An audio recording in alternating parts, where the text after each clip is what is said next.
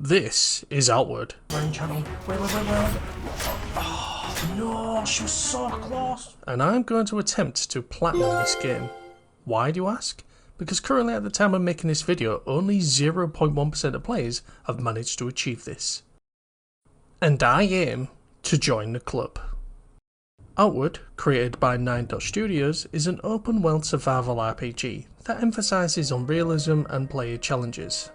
Set in the fantasy world of Arai, it takes players with managing basic needs such as food, water and sleep while navigating an unforgiving, harsh environment.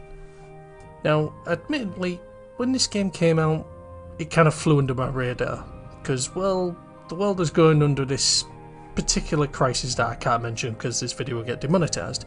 But anyway, me and my buddy one day just decided we was looking for a multiplayer game to play, and we discovered Outward. And as they say, the rest is history.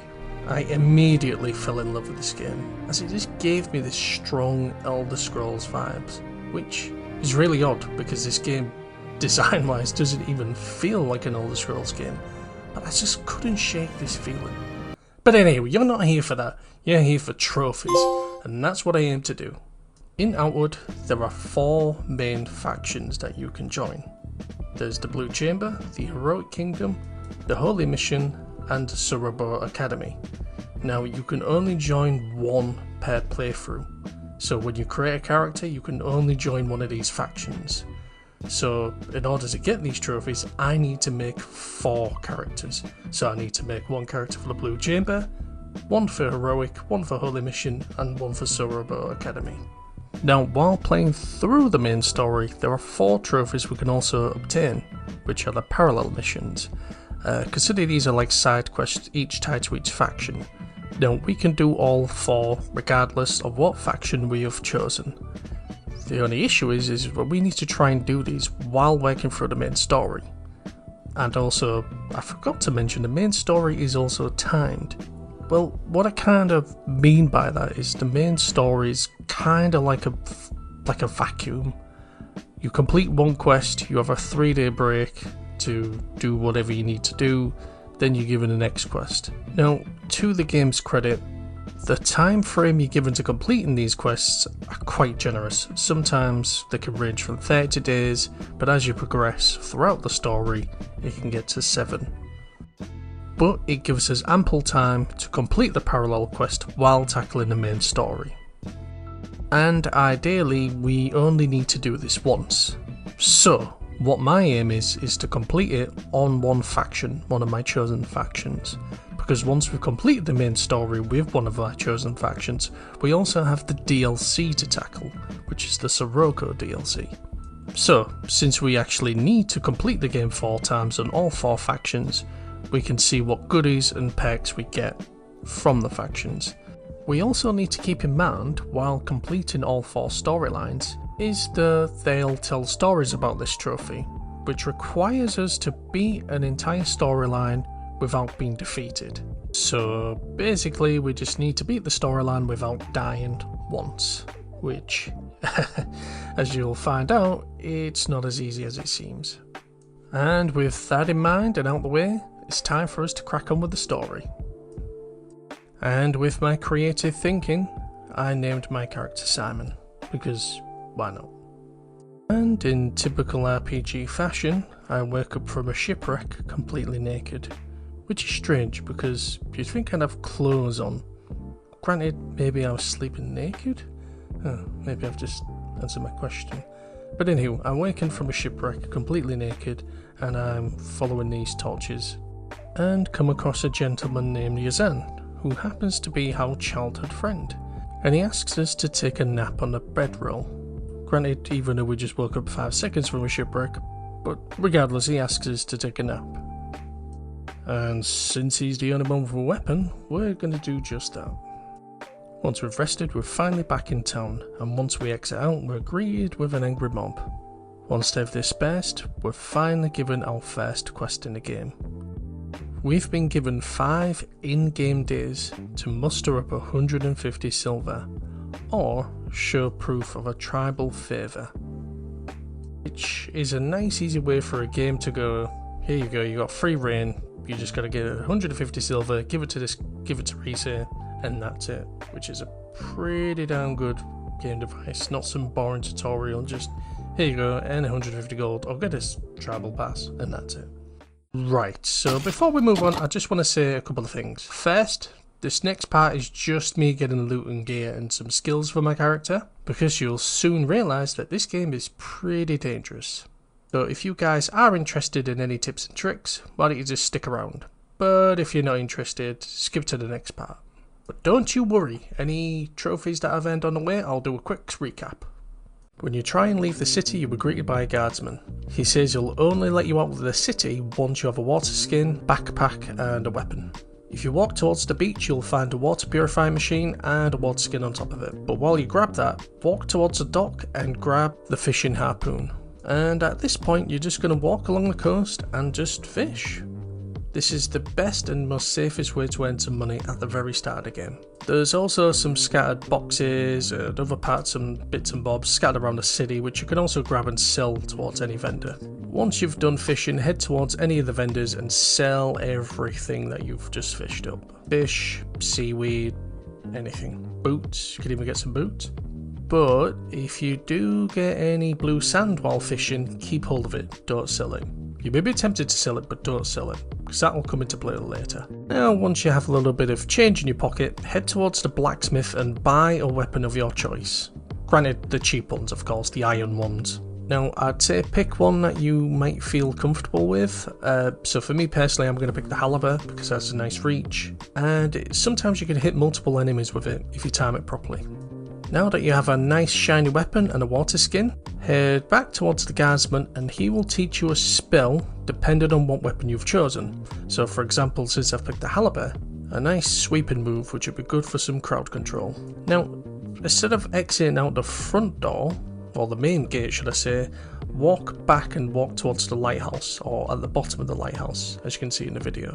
And we are going to exit the town using this exit, because it's pretty darn handy. But while you enter into the storage, grab anything that you see and sell it. And once you've done that, you should have enough money to buy a backpack, a much better one that you've currently got. And to buy this backpack, you need to go to the third vendor. So there's the blacksmith, the alchemist, and this chap that sells general gear. While you're at this vendor, it's recommended to pick up a couple of things. So for example, one thing you need to pick up is a bandage, because we will need a bandage. Or I would recommend taking a couple of bandages because we're going to need them to heal. I'd also recommend buying a pickaxe because a pickaxe will be useful to mine things, and of course you already got a fishing harpoon. And if you can afford it, maybe buy a better lamp, which is usually about 12 gold, but if not, keep the one that you currently got because we can upgrade later. Now navigate through this cave and you will encounter 2 trogs. Now this should be easy because it kind of gives you a little bit of a tutorial showing you how to lock onto enemies and how to attack. As you can see, I do a fantastic job. Yeah, so as you can see, I took quite a little bit of damage. So what I ended up doing is going back to my lighthouse, went to the kitchen which is downstairs, mixed the bread with jam to make jam toast, I'm just going to call it. Had a little bit of a snooze and went back into that cave fully rested with some jam toast. And once you get to the exit and walk out for the very first time, you'll be greeted with our first trophy. Venture outward. That's it boys, I'm locked in. Blood contract signed. Can't remove the trophies now. I am committed to completing it. Whew. Once the game's loaded, you'll be greeted with a beach. So as you can see on the map, we're sort of northeast, or east if you want to call it, along this little bit of coast. And as you can see, the little jewel on the map, that represents the city. So we're along the coast. So if we want to get back to town, we just need to go up the mountains and follow the lighthouse back to home. As you'll see, when you start venturing out, you'll just see a lighthouse within the distance, walk towards it and you'll head towards your main town. Now, if we walk towards the rocks, we'll see a gentleman just sat there. And if we speak to him, you will soon figure out that this was a guy, or one of the guys that was with us at the very start of the game, during that wreckage. He was part of the ship wreckage. Anywho, if we speak to him and give him a bandage, he'll be very thankful, and he will give us a tribal favour. Now, if I just take you back a couple of minutes, we was either asked to deliver 150 silver, or a tribal favour. So we are going to give that or give Reese the travel favour. So that's great, that's one objective down.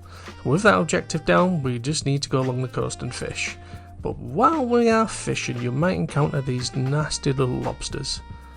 Now these things are quite intimidating if you're kind of not used to their pattern or how the way they fight.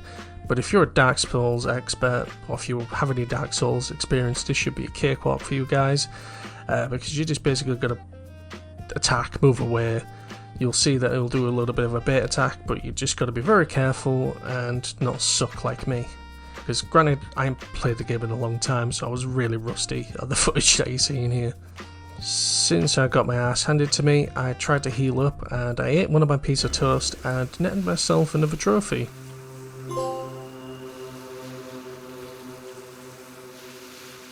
If you wanted to know the logistics or the game's logic of why I've just got this trophy, is because Jam Toast has got a good weather buff, or a good winter, cold resistant buff.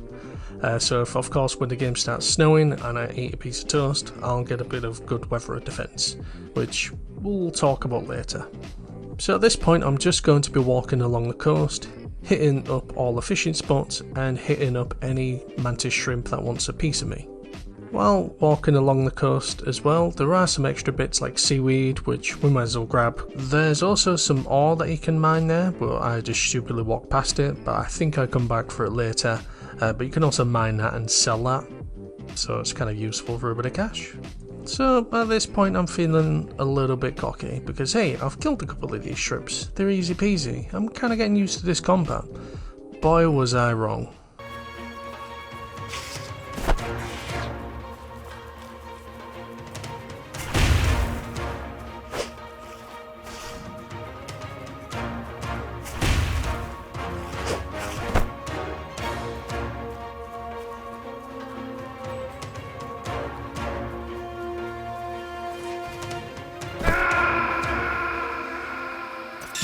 Stop kidding around. Snake? Snake! Hoo-hoo, oh boy. So yep, that's how easy you can just drop. I try to even run away and I get dropped. Anywho, but due to that spectacular failure, I've locked myself out of They Will Tell Stories About This trophy, and I will have to get this on another playthrough. Yep, they'll tell stories about this, alright, how fucking shit I am. So, it's kind of a little bit of a blessing in disguise, because the game's brought me back into town. So while I'm back in town, I might as well sell everything that I've acquired, and give Reese the tribal favour, which will also progress the quest.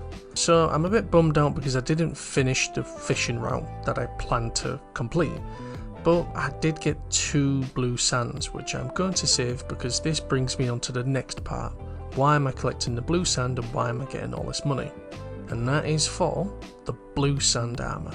Now, for the build that I'm going to be making, the blue sand armour is one of the best mid to late game armours you can get. It's pretty well balanced and it's pretty good that you can make it at the very start of the game. So it's quite encouraging to save the money and to make it. But to make a full set, I'm going to need 10 pieces of blue sand and 850 gold.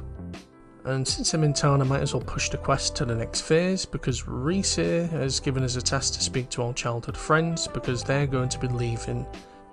Once I've spoken to both of them, I then speak to Reese, she gives me some travel rations, and that's it. We've now progressed to the free roam part of the game.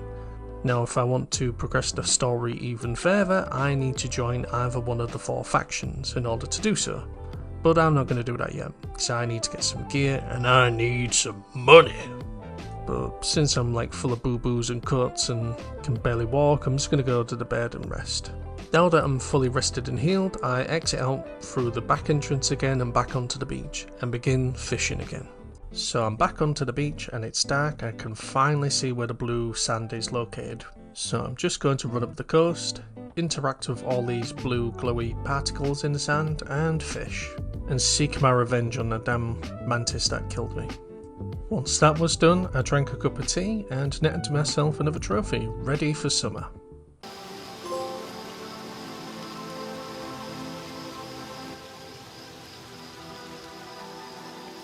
Now once I've hit up all the fishing spots, I ran back towards the lighthouse following the coast and entered the Starfish Cave. You can easily find this but with a big clump of rocks scattered together. Now I can't enter this cave in the morning or during the daytime because the sea level has risen, so I can only enter this cave on the night. Once inside the cave I'm greeted with a plethora of blue sand, so I just take that, don't fight any enemies and bounce. Once I've looted this cave I head back to town, sell any additional stuff and rest up and get ready for the next day. Now that I have a little bit of cash on me, I head towards the trainer which is located near the docks and teach myself the steady arm pack. I guess this is the part of the video where I need to explain how skills work, but I'll just give a quick rundown. In order to make your character much better, or to perform much better, or to learn certain skills, you have to learn them from trainers. Now trainers are scattered throughout the game in certain locations and they can only teach you certain abilities as well. So for example, this chap here can teach me certain spells with magic, but I'm not going to be touching that. But as I said, I'll explain a little bit later once I get to that point. I head to the table next to the trainers and learn these recipes that are just so conveniently scattered on the table. Once that's done, I stock up on supplies and head out the front gate. So, now that I'm outside, I have a couple of objectives that I need to achieve. Firstly, I need to kill every fell bird that I see, because there is a rare drop that you can get which is a fell bird mask, which makes you run faster, and that's going to be absolutely vital for my playthrough.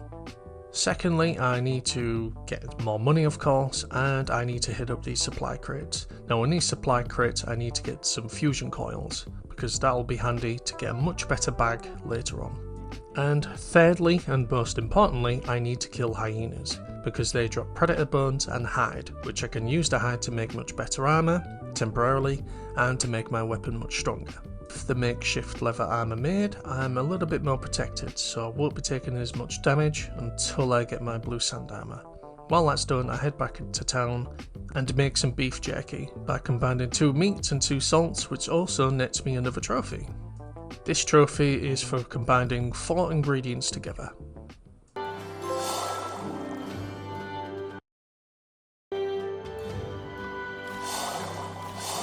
Head back outside in search for more money, then enter the blistering caves. This cave is also nice and easy, a nice introduction towards dungeons in Outward. The main enemies in this cave are just trogs. There is, however, one elite trog, and he usually has another little trog with him. With a little bit of divide and conquer I can easily take them all out. However, I need to do this within 2 trips because my bag's not big enough and I'm taking everything that's not glued down. While I'm in the cave, I need to make sure that I pick up the giant's heart and the mushroom shield, because there is a quest giver back in town that wants both items and will give you a bit of silver for getting them for her. I begin selling everything that I got from the cave and I finally have enough gold to make a piece of blue sand armour, which that's what I'm going to do. I'm going to make the chest first. So I sleep for 24 hours, go back to the blacksmith, and presto, I finally got my chest piece. And after all that trouble, I don't feel like a wet sponge anymore. I can finally tank a couple of hits without resort to bleeding. So since I feel a little bit more confident, I venture further out of town and start fighting more enemies and discover an immaculate cave. Once in Immaculate Cave, I speak to him and I have an option to ask for items, but I say no. This little chap here, we will encounter him in different parts of the region. So you get a cool spear if you speak to him 3 times, or I think it's 4 times, and of course ask for no item, because if you ask for an item, you lock yourself out of getting this cool spear. While I'm also venturing out, I'm also hitting up every supply crate that I see. You can also get some cool items which you can also sell. Once I headed back into town, I managed to scrounge enough money to make the blue sand helmet. Sweet, all I need to do now is just make the boots. But for now I managed to get some half plate boots, which will be sort of handy and keep it protected for a while. I also found an alchemy set which I assembled in my house, which clearly is a health and safety hazard. But anywho, all you need to do is build a camp, place the alchemy set on top of it, and presto, you can start making potions. You can buy the recipes from store, but yeah, you can also learn them manually, which is pretty cool. With the alchemy set up in my house, I'm going to be making 2 potions. The first one is a great endurance potion. Now to make this, you only just need a normal endurance potion, and a crimp note. To get the crimp note, you can find them around, scattered around the boxes and whatnot, or you can also buy it from the vendor, and you can also pick the plant. The second one is a great health potion. Now if you take a standard normal potion and combine it with a greasy fern, hey presto, you've got yourself a max potion. And basically they're the only two I'm going to be making at this moment. I will of course make other potions, but just for the time being and so early in the game. So with a little bit of armour and with a semi-decent weapon, I decide to hit up the bandit camp. To get there, all you need to do is just go straight up from the path. And also watch out for this spike trap, which is in the middle of the bridge, which I completely forgot about. Luckily I had some bandages to heal myself. Once I'm there, I just buff up my weapon, going nice and slow, divide and conquer, don't track too much aggro, kill them all off one by one. I of course have to do this in 2 trips, because it's best to be safe and sorry in the world of Outward, and of course I need to grab everything and sell it to the vendors. I have to be careful with the last 2 enemies because one of them is a mage which could do some nasty damage if you're not too careful, and the second one is a bit of a tank and he can hit pretty hard if you're not too careful. Now before I fight these 2 nasty pasties, I buff my weapon and make sure my stamina is at full, and of course make sure I divide and conquer and not draw the aggro of both of them. In this bandit camp there is a door that requires 2 power coils in order for me to go through. However, I managed to get one, but I need to get another, and of course the only way I can get power coils at this moment in time is through the supply chest. So I'm going to have to come back later. But with all that said and done and both of them are defeated, I can now use a 2-handed sword dropped by the main boss, or the main guy who runs this camp, and there's an ordinate chest inside, which can sometimes have some decent loot. While running back to town, I encounter a pack of hyenas. Now I'm purposely headhunting these or trying to hunt these down because I need some predator bones. The RNG gods smile upon me because I've managed to get 2 predator bones, combine them both to my halber, and I now have a fang halber. My newly obtained fanged halber will now do bleed damage every time I hit an enemy, or will do a stack of bleed damage.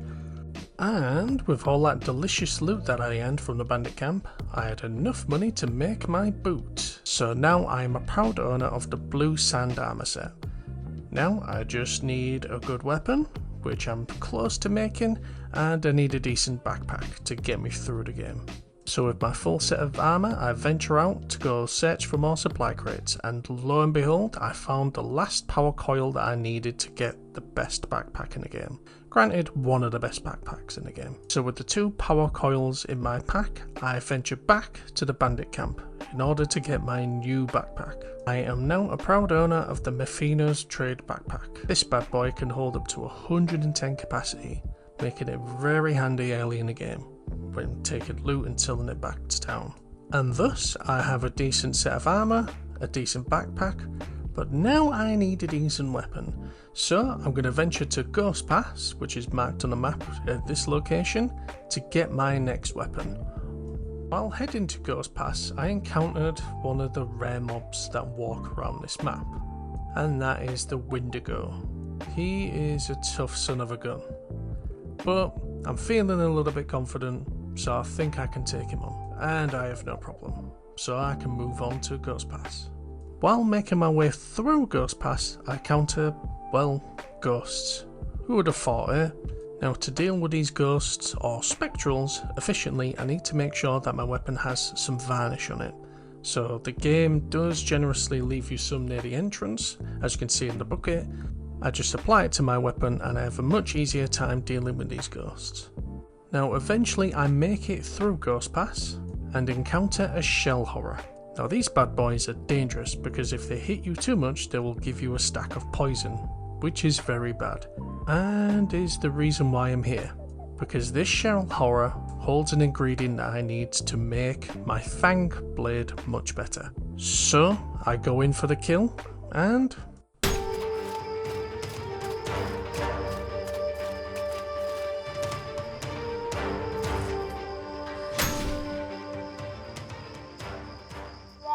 yeah, he whoops my ass and sends me all the way back to the main village. Damn it. Well, since I'm here, I might as well sell all the stuff that I got and run all the way back. While I'm there, it's round 2, baby.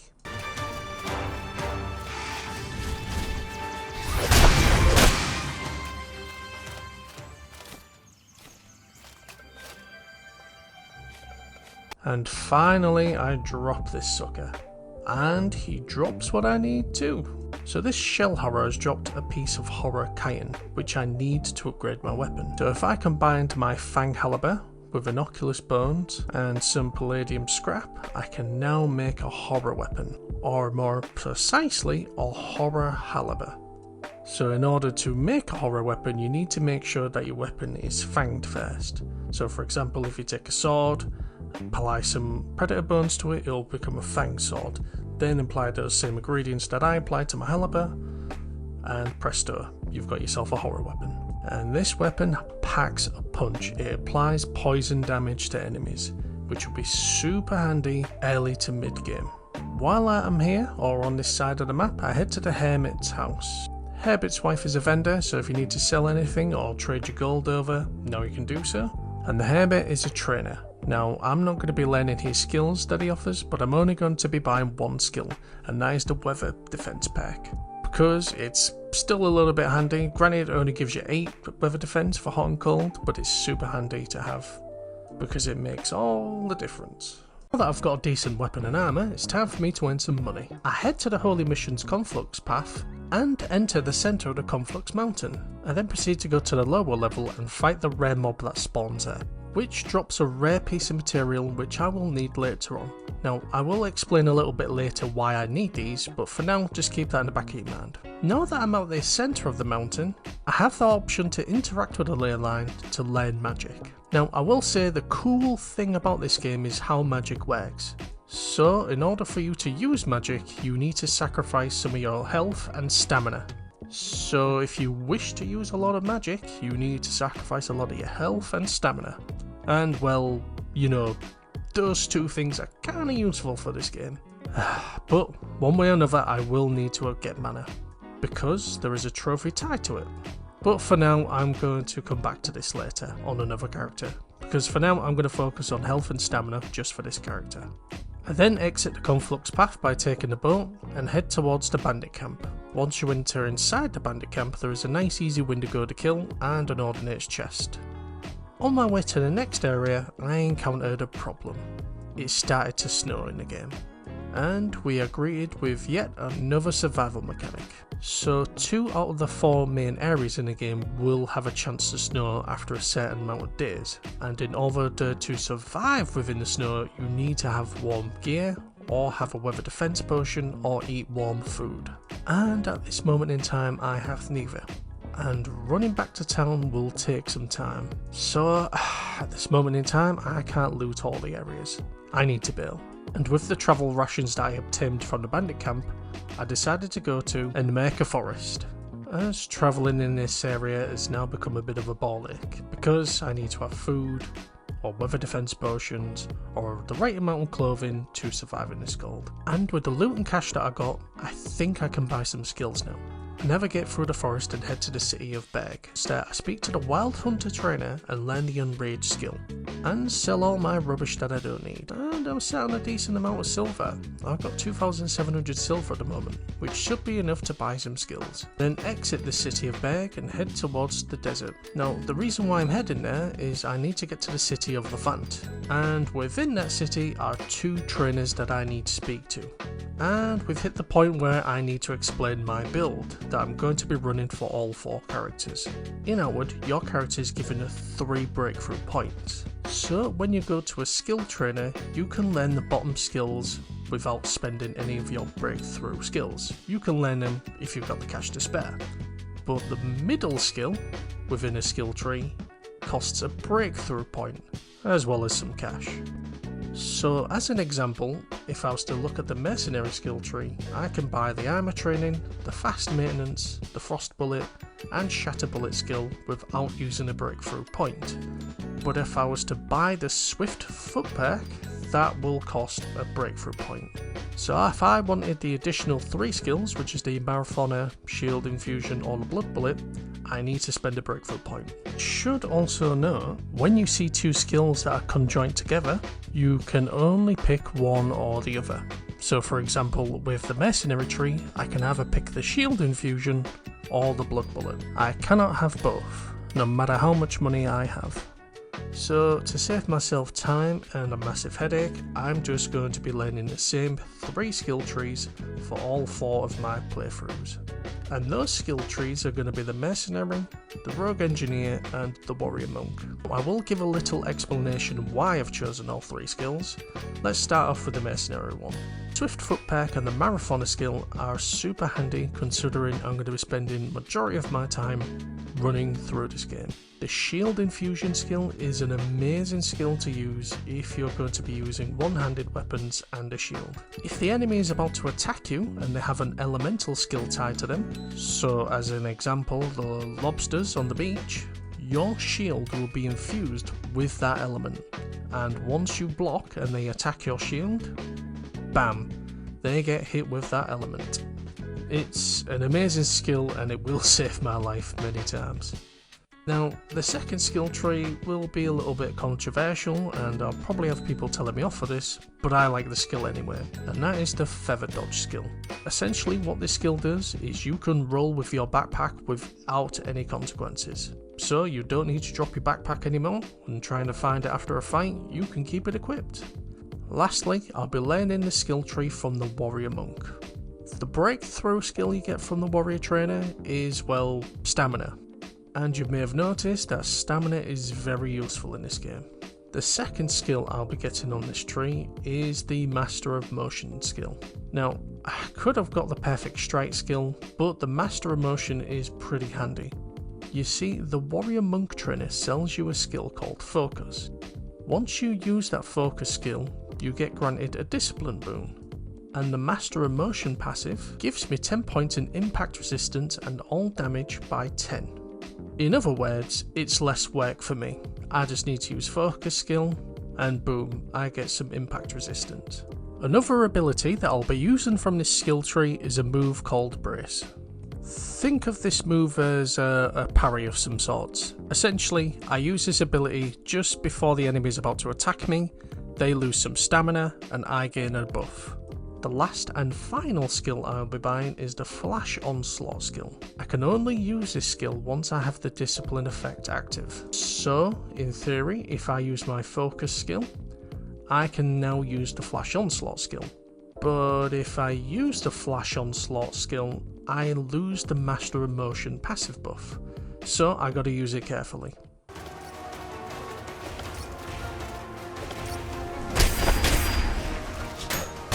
Now that I'm in the city of Levant, I need to exchange my gold bars for some silver and buy some skills. I buy my first breakthrough skill and it nets me a trophy.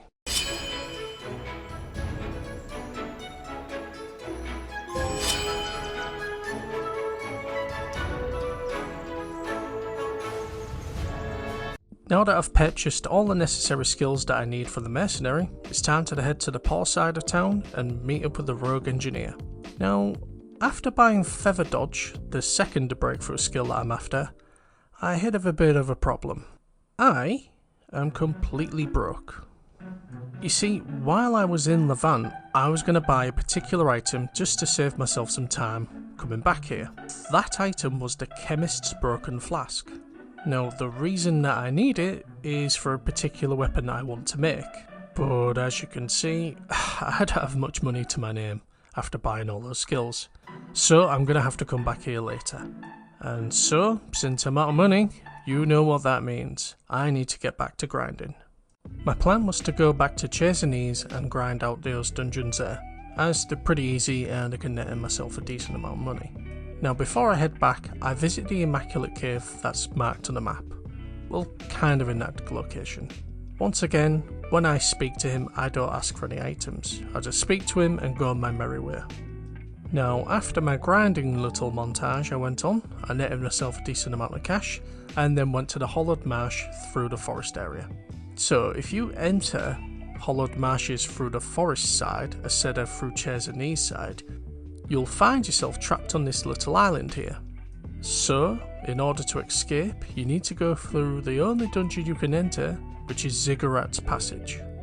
Once in here, you just need to go to the right, go up to the left, kill some enemies, go to the left, kill some more enemies.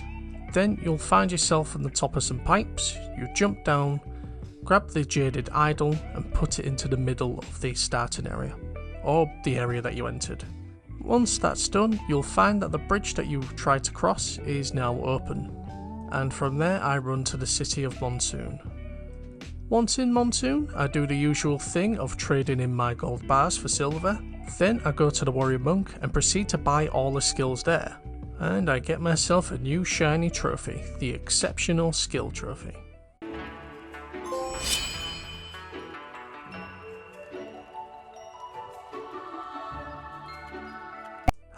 Finally. I have all the skills that I need. Now I feel like I can tackle some more of the tougher challenges, which just happens to be in Chairs and Ease, and that is the Vanderval Fortress.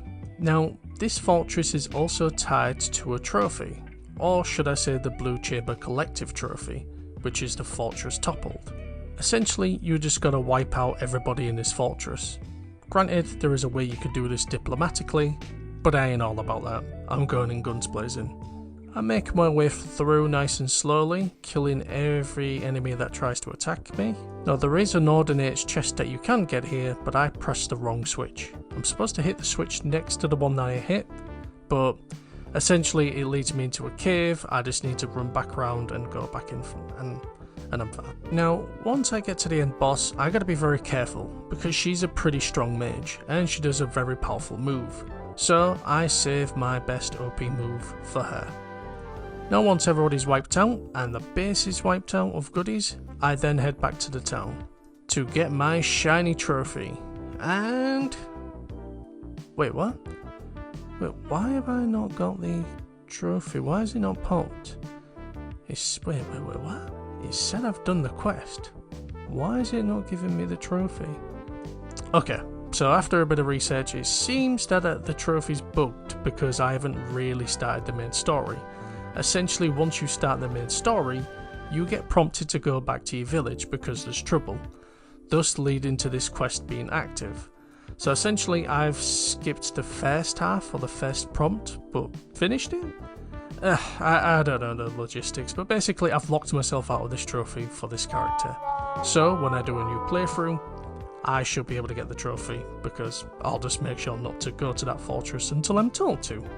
But with the village safe and a key given to me, I can now access a secret. Or should I say a legacy chest. So now that we've got the key to the city, there is a couple of things that we can access. So if we go to Reese's house, or should I say the chieftain's house, if we go to the bottom we can access an Ordinate's chest with this key.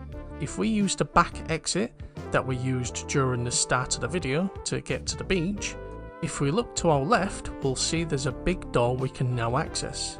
Inside that door is a chest. Later on I'll show what we can actually do with this chest, but for now, keep it in the back of your mind, because we'll be coming back to this later. But for now, I need to get some more money, and I need to work towards getting a sword and a shield. Yes, I know what you're thinking. You thought I was going to be using this halberd all the way through. No. Sword and shield is what I'm going to be rocking. But I'm after a particular shield at the moment, and in order to get that, I need one of each diamond. For you see, dear viewer, the shield that I'm after using is the fabulous Palladium shield. But I can't just simply get the shield. No. In order for me to get that, I need to get each gem that's available in game. The 5 gems that I need is a tiny aquarium, large emerald, Hackmanite, medium ruby and a small sapphire. Now I have 4 at the moment, but I need a Hackmanite. For you dear viewers that have been paying attention, you might recall that I obtained one from the Trog Cave, which is just outside of town. So I go there and mine the mana stones in hopes that I get one. Shit, I didn't get it. So, looks like I need to go venturing outside and mine some mana stones to get one. And thus this leads me on to a little excursion that leads me on top of the mountain. Once I reach the top of the mountain, I find a strange rusted sword. Now, I'm going to need this later because I want to make a special weapon. But I mine a mana stone and I finally get the Hackmanite that I'm after. Sweet, I have all the gems that I need to get my fabulous shield. So I need to head to the Hollowed Marshes. But I'm going to take a quick detour and go into the Heroic Kingdom's Heroic Conflux path and get to the centre and kill the dinosaur at the bottom because, well, I need to find this material. Once I'm in the Hollowed Marshes, I take a quick detour to go meet the friendly Immaculate in his own cave. In order to get to this location, I need to head into some swamp water. Now the water in the Hollowed Marshes is, well, poisonous. So as soon as you touch it or go inside the water, bam, you're poisoned. So it's always best to keep a nice healthy supply of antidotes. Now once I get into the cave, I do the exact same thing and ask for nothing. Once that's done, I proceed to head all the way to the top of the map to the Giant's storage unit. And what do you know, I encounter a giant. I make quick easy work of him since my weapon, well, does poison damage to him and he doesn't like poison. Once there, I roll across and proceed to drink an antidote just to stop myself from dying and go into the storage. Once inside, I interact with the windows and put in the designated diamonds that it asks for. But the game isn't just going to simply give me the shield. Nope, I've got to deal with these trogs first. Once that's done, I can finally grab... Wait, why? Why is it not letting me grab the shield? Wait, what? This is weird. This is a weird bug. The shield's perfectly on the floor. Is it because all the bodies are in here to it? Huh, this is weird. I've never encountered this before in another playthrough. Wow, it's weird. Wait, maybe if I exit and go back in, it might work.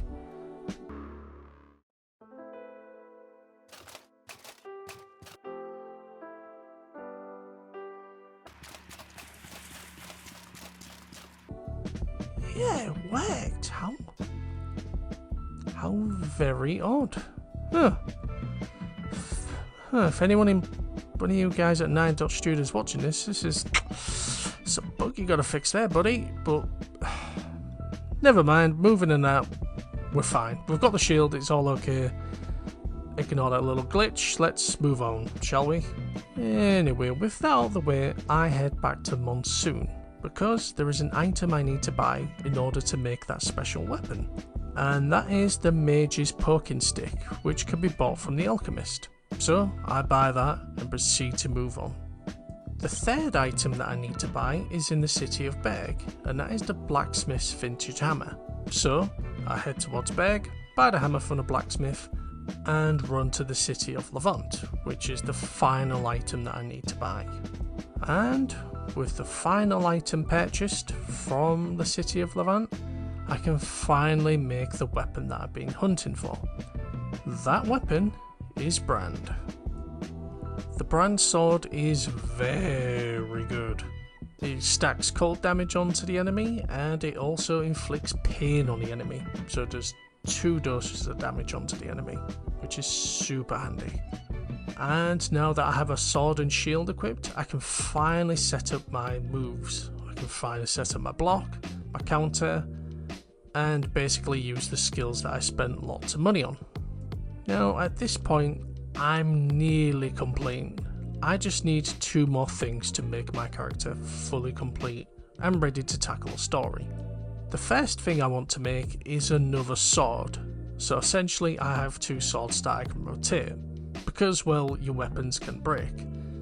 The second thing I want to get is a better bag. Now granted, the bag that I'm using is very good because I get 110 space, but there is a better one I can use, and that is the Zorn's Hunting Backpack. You see, this backpack gives you 85 space and 10% stamina cost, so when I'm swinging my weapon or rolling, I'm using 10% less more stamina, which is super handy for this game. Oh, and there's also another thing that I'm forgetting, and that is the bed mask that I'm after. So I head back to Chairs and Knees and make some horror weapons to sell them and earn some money. And while I head out of town and kill the second pale bed that I see, yes, I finally get the mask. Ah, nice, I can finally run quick. But can I run quicker? You see, now we get to the point where I need to explain about the legacy chests in the game. In Outward, you can access 4 legacy chests, or granted, your character can access 4 legacy chests throughout the game. But these legacy chests have a special ability. You see, if you put certain items in the chest, create a new character, and that new character goes to go access that item that you left from your previous save, they can become powerful or / evolve. So as a perfect example, I created an obsidian sword. Now if I leave this obsidian sword in a legacy chest, create a new character, access that same legacy chest where that sword was left, and it becomes much more powerful. Now granted, not every weapon or every item has this effect, only certain weapons and armour can evolve. There is a nice list online if you wanted to experiment with that. So in Outward, there are 4 chests you can access throughout the game. Essentially, you would put items in these chests, and when you create a new character, you have a chance to migrate those items that you put in the chest to your new character. But these chests are spread all over the map. The only convenient one is located in the first city of the game. But I want to put this pale beard mask into the legacy chest because this pale beard mask can get better over time. But in order for me to do that, I would have to put this pale beard mask into the chest, then create a new character, go through all the rigmarole of getting him powerful again, go into that fortress again, wiping them all out, and then getting the key to the city to access this chest. That would be really time consuming. What if there was a much better way in order to do that? And this is the part where most veteran Outward players will probably turn off the video and curse me out in the comments. But for you achievement hunters and casual players, there's a little trick you can do. See, in this beautiful game of Outward, it's co-op. Basically, it's split screen co-op or online co-op. And since I have a key to access this chest, which is conveniently at the start of the game, there's some nice little trick I could do. So with my second controller, I would create and load a new account. With my main character, I would put an item in the chest that I want to enhance. And then with player 1, I would drop the town key, or the Cierzo town key, and get player 2 to pick it up. Once I end split screen and go back to the main menu with my main character, I choose to create a new character and select to legacy or to transfer my items from my main character. Once I do the tutorial run through, I head to the exit, or the back exit of the town, and then load up player 2. And then with player 2, since he has the key to the city, he can unlock that gate, and presto, I can now access that new item. And with player 2, he would grab that said item. I then exit the game, load up player 1, bring player 2 into my game, and presto, I've just saved myself some time. I don't have to run through an entire game on a new character just to get that item. I can simply put whatever item I want to enhance into this chest on player 1, create a new character, legacy my items over, and use player 2 to open it for me. I do this to the pale beard mask 3 times. At first it's a white one, then a black one, and then it becomes a royal one. Now keep this trick in the back of your mind because I'm going to come back to this later. Because, well, there's another exploit you can do, but I'll see if you can figure that out.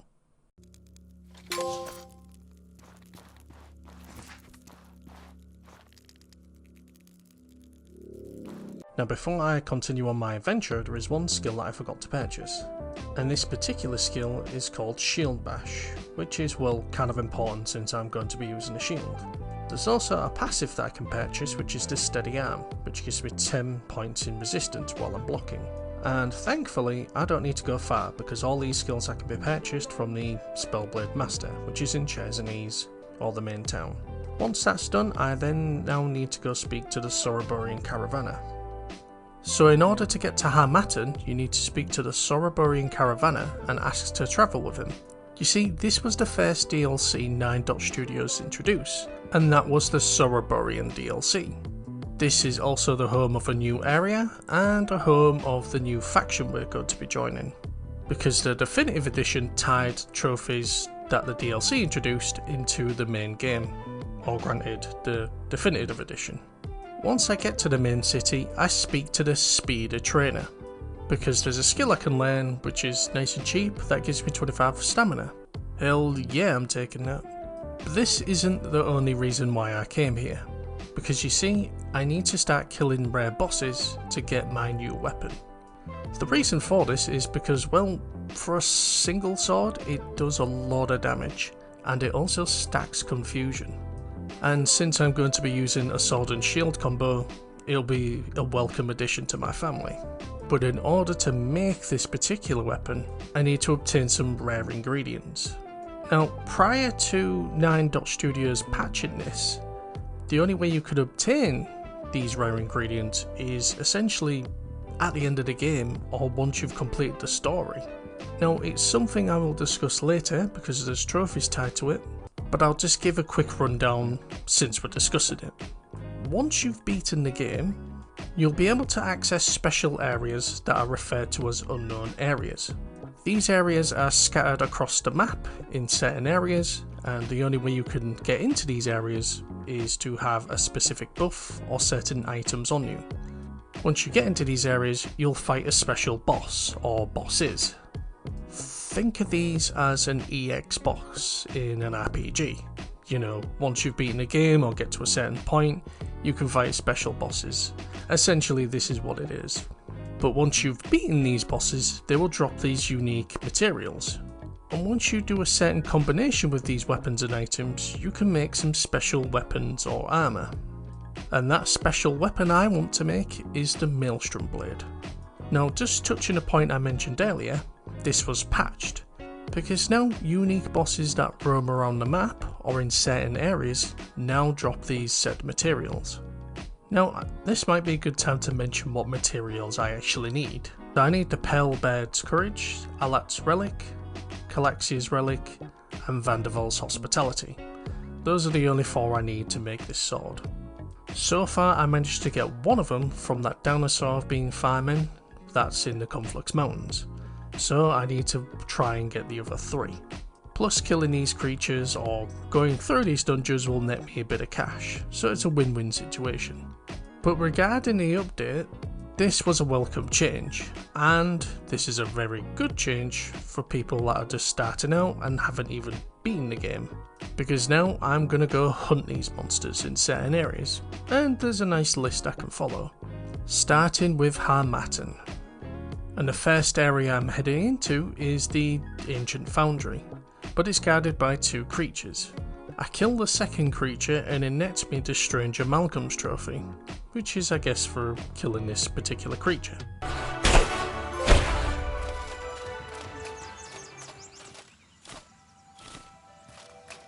While going through this area, I just need to be careful, because it's pretty dangerous and there's a variation of enemies.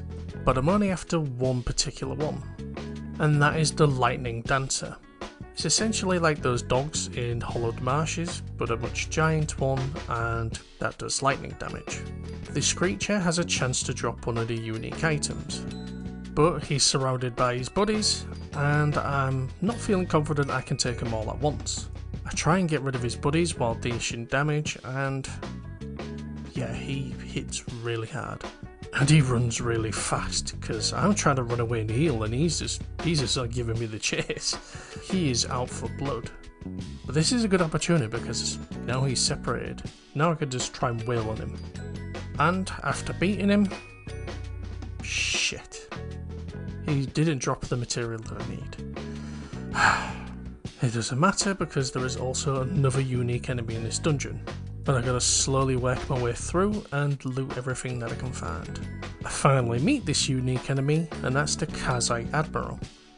He's pretty much a tough cookie because he can also parry you, or do the counter spell that I have, so I've got to play it careful. And again, to my disappointment, he drops a fragment, or one of the materials that I don't need.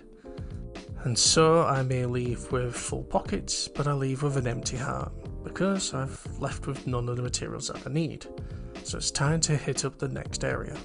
Now, at this point in the video, I jump from location to location. Now, at this point, if I was to document each location that I jump to, we'll be here all day. And of course, you are busy people. So I feel like I'll just do a little montage of the areas that I jump to and the bosses that I kill.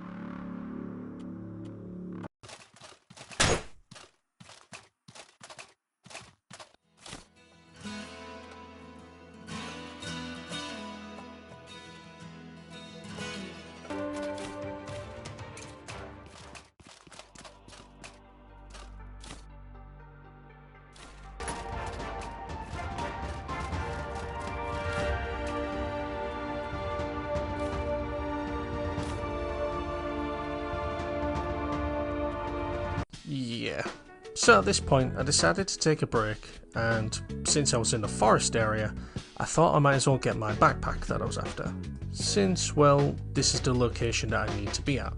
And in order to get Zorn's hunting backpack, we need to head to the Royal Manticore's lair.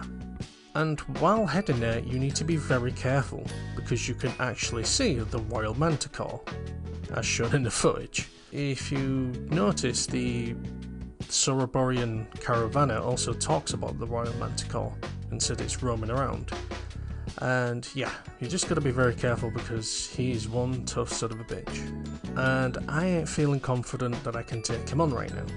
There is also one other thing that we'll need before we can obtain this backpack, and that is a large emerald, because, well, we need to put it in a door to obtain the backpack. And don't do what I did and get to the end of the dungeon and realise that you didn't buy an emerald and have to go all the way back. Once we head inside, I buff up and get ready, because, well, I'm going to be fighting a manticore. And there's a trophy tied to this. You gotta be very careful when fighting these because they are prone to poisoning, and they sting very bad. Did I also mention that they hit really hard too? Yeah, gotta be careful. Once I've killed this manticore, I'm greeted with a nice shiny trophy.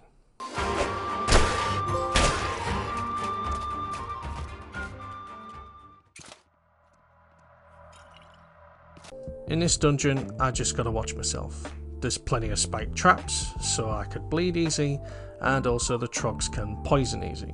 There is also another manticore somewhere. Granted, I got lucky on this run and I didn't encounter it. Once I get to the end of the dungeon, I put the emerald in the door, and presto, I finally got my cool new backpack. And I can't really equip it right now because my backpack is pretty full of all the delicious loot that I've got, so I'm just going to have to take it with me and equip it at a later point.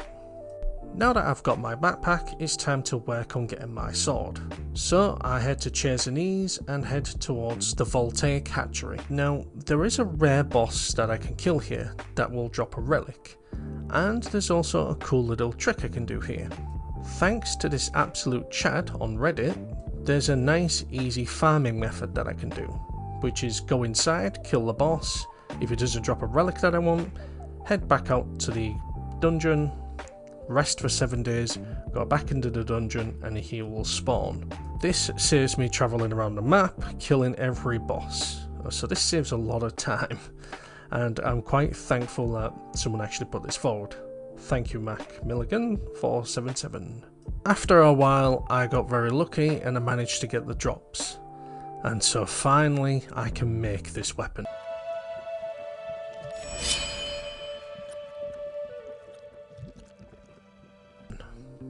At last, I have my Maelstrom blade, I have my backpack, I have some decent armour. I'm ready to tackle the main story. But not just yet, because there is one more thing I need to do, and that thing is enhancing my armour.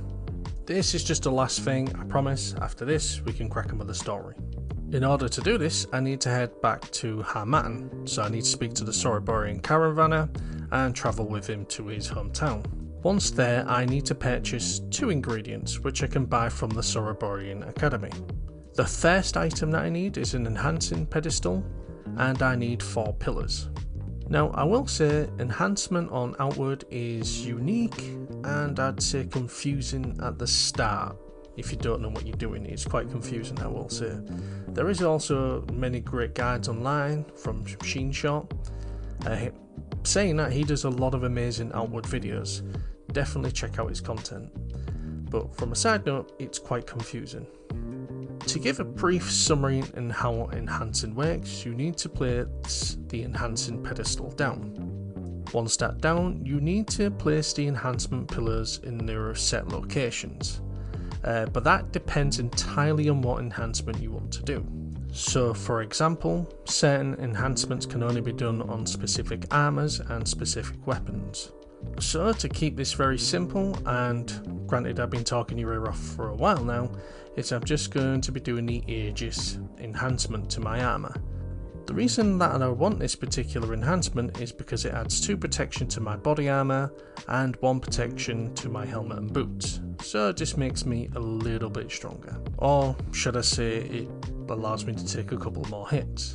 And another good thing about Outward is you don't need to actually know this particular enhancement. You can do any enhancement as long as you know where to place the pillar and which particular item you want to do it on.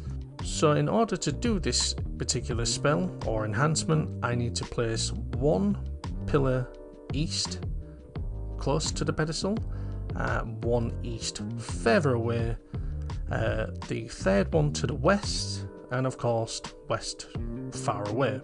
Essentially 2 to the left and 2 to the right is what I need to do.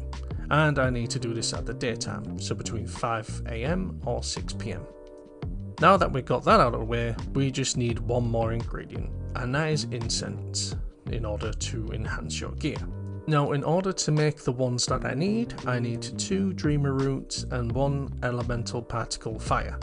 So essentially, in order to max out to enchant all 3 pieces of my gear, I need 3 elemental particles of fire, which luckily I managed to get from all this looting, tooting and grinding I've been doing. And interestingly, I managed to net myself another trophy, which is the encyclopedic trophy. And I got this from learning 50 new recipes.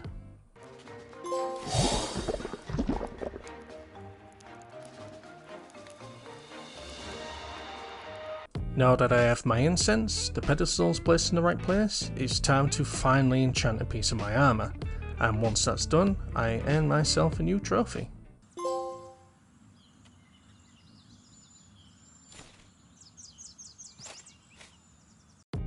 I then proceed to go into the cold because I need at least 4 more dreamer roots to enchant my chest and my boots.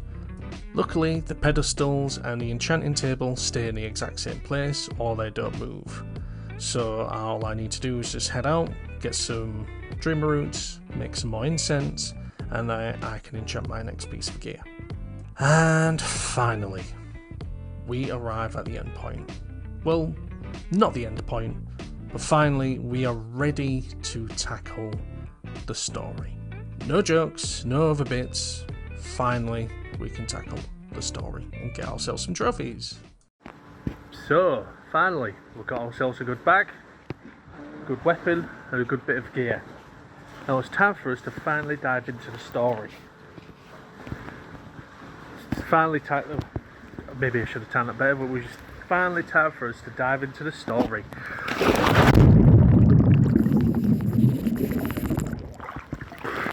And pick a faction to choose.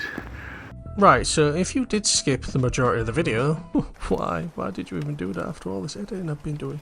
If you did skip majority of the video, I've earned myself 11 trophies out of the possible 43 in Outward. The first trophy I unlocked was Venture Outward. The next one was Ready for Winter. The third trophy was Ready for Summer.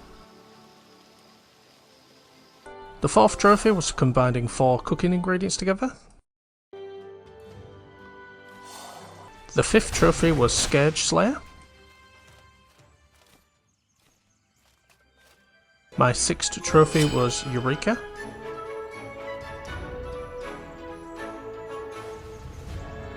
My seventh trophy was Exceptional Skill.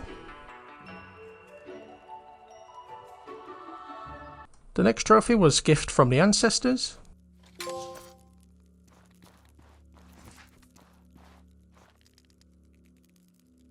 Ninth trophy that I unlocked was the Strange Amalgamations one. 10th trophy was the Apex Predator.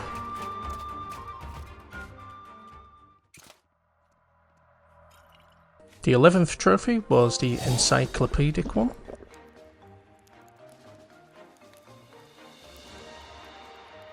And the 12th trophy unlocked was Magic is Signs.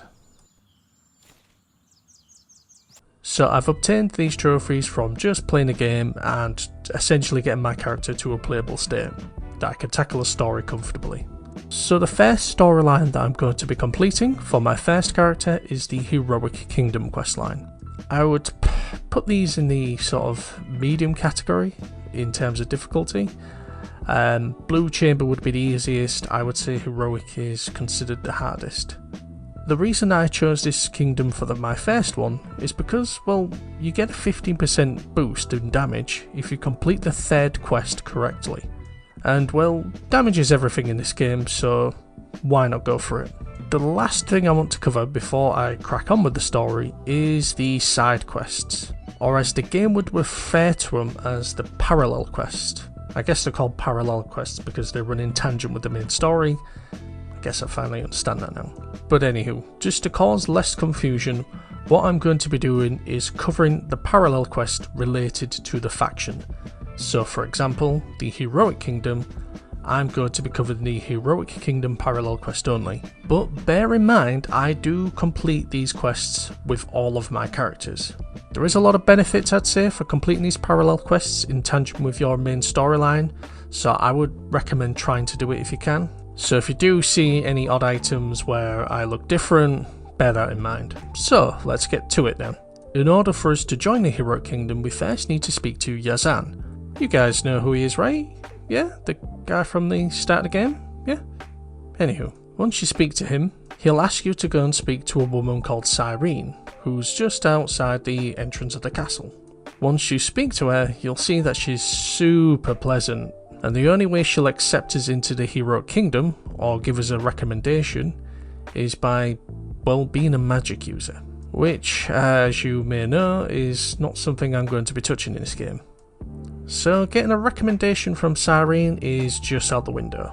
But we have another way of getting a recommendation, and that is speaking to the Baron next to the blacksmith vendor. He will give us a recommendation if we give him 200 silver. And that's what we're left with. We either become a magic user or give 200 gold. So I give the Baron 200 gold and, well, he gives me this. Hey, what's with that look? I kept up my end of the deal, didn't I? That's right, I have a tent. That's my new home in the Heroic Kingdom. Woo! And so, we can head inside to the castle and speak to the King and Queen. And we will get a nice bit of dialogue and the option to, well, warn us if we want to lock in. Pledge myself to the Heroic Kingdom, and I am greeted with a trophy. Kingdom of Levant is happy to have you, citizen.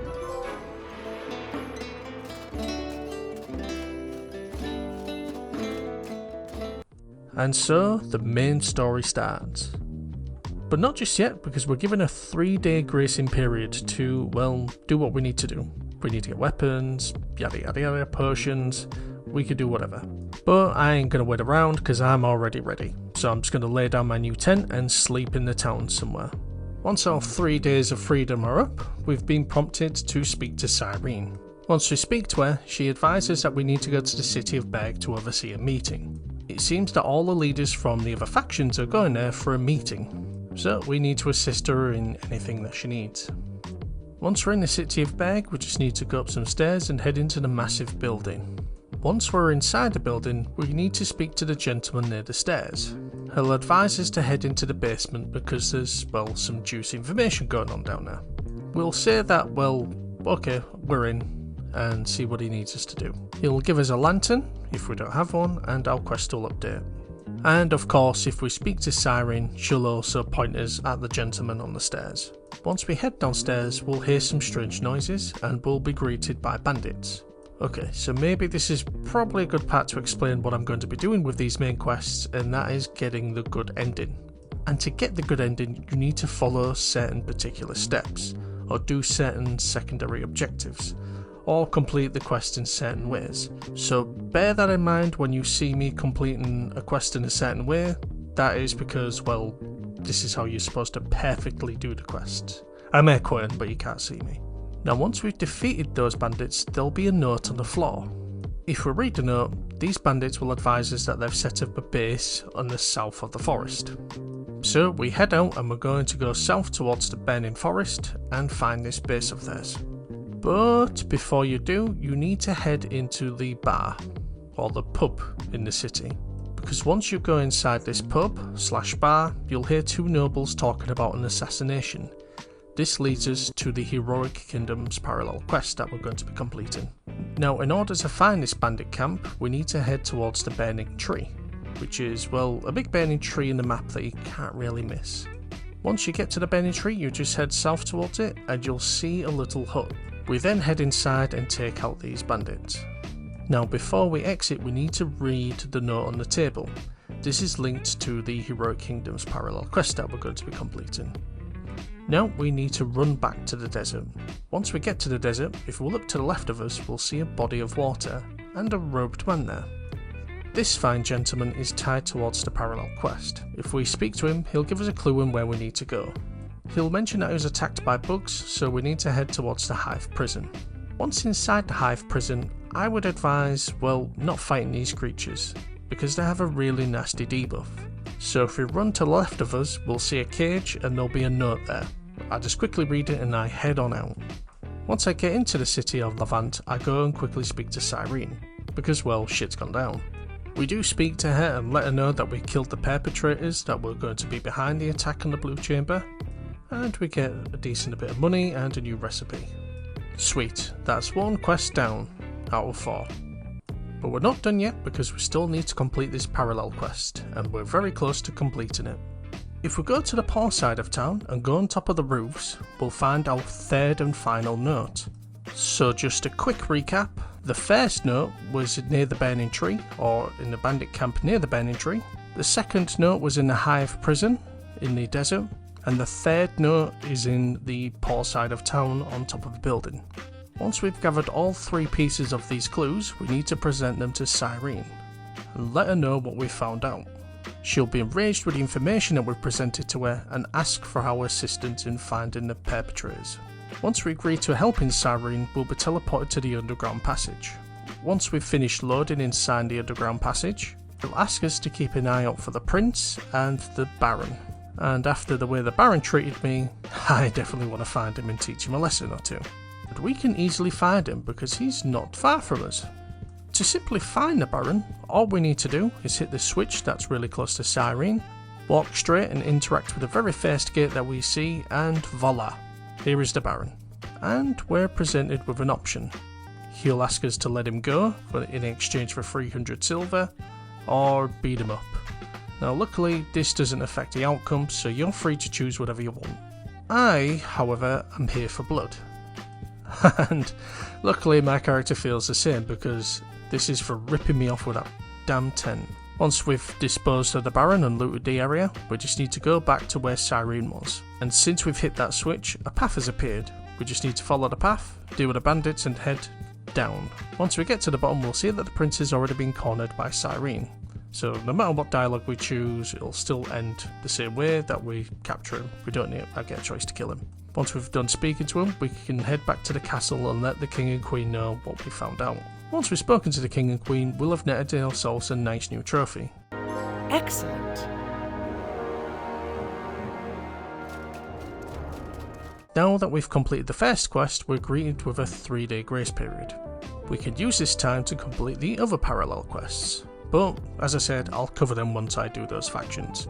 After speaking to the king and queen, if we head outside to where the Baron was, we'll see that we're able to purchase his house. But since we are a part of the Heroic Kingdom, we get this house for free. And that backs us our next trophy, the Home Sweet Home trophy.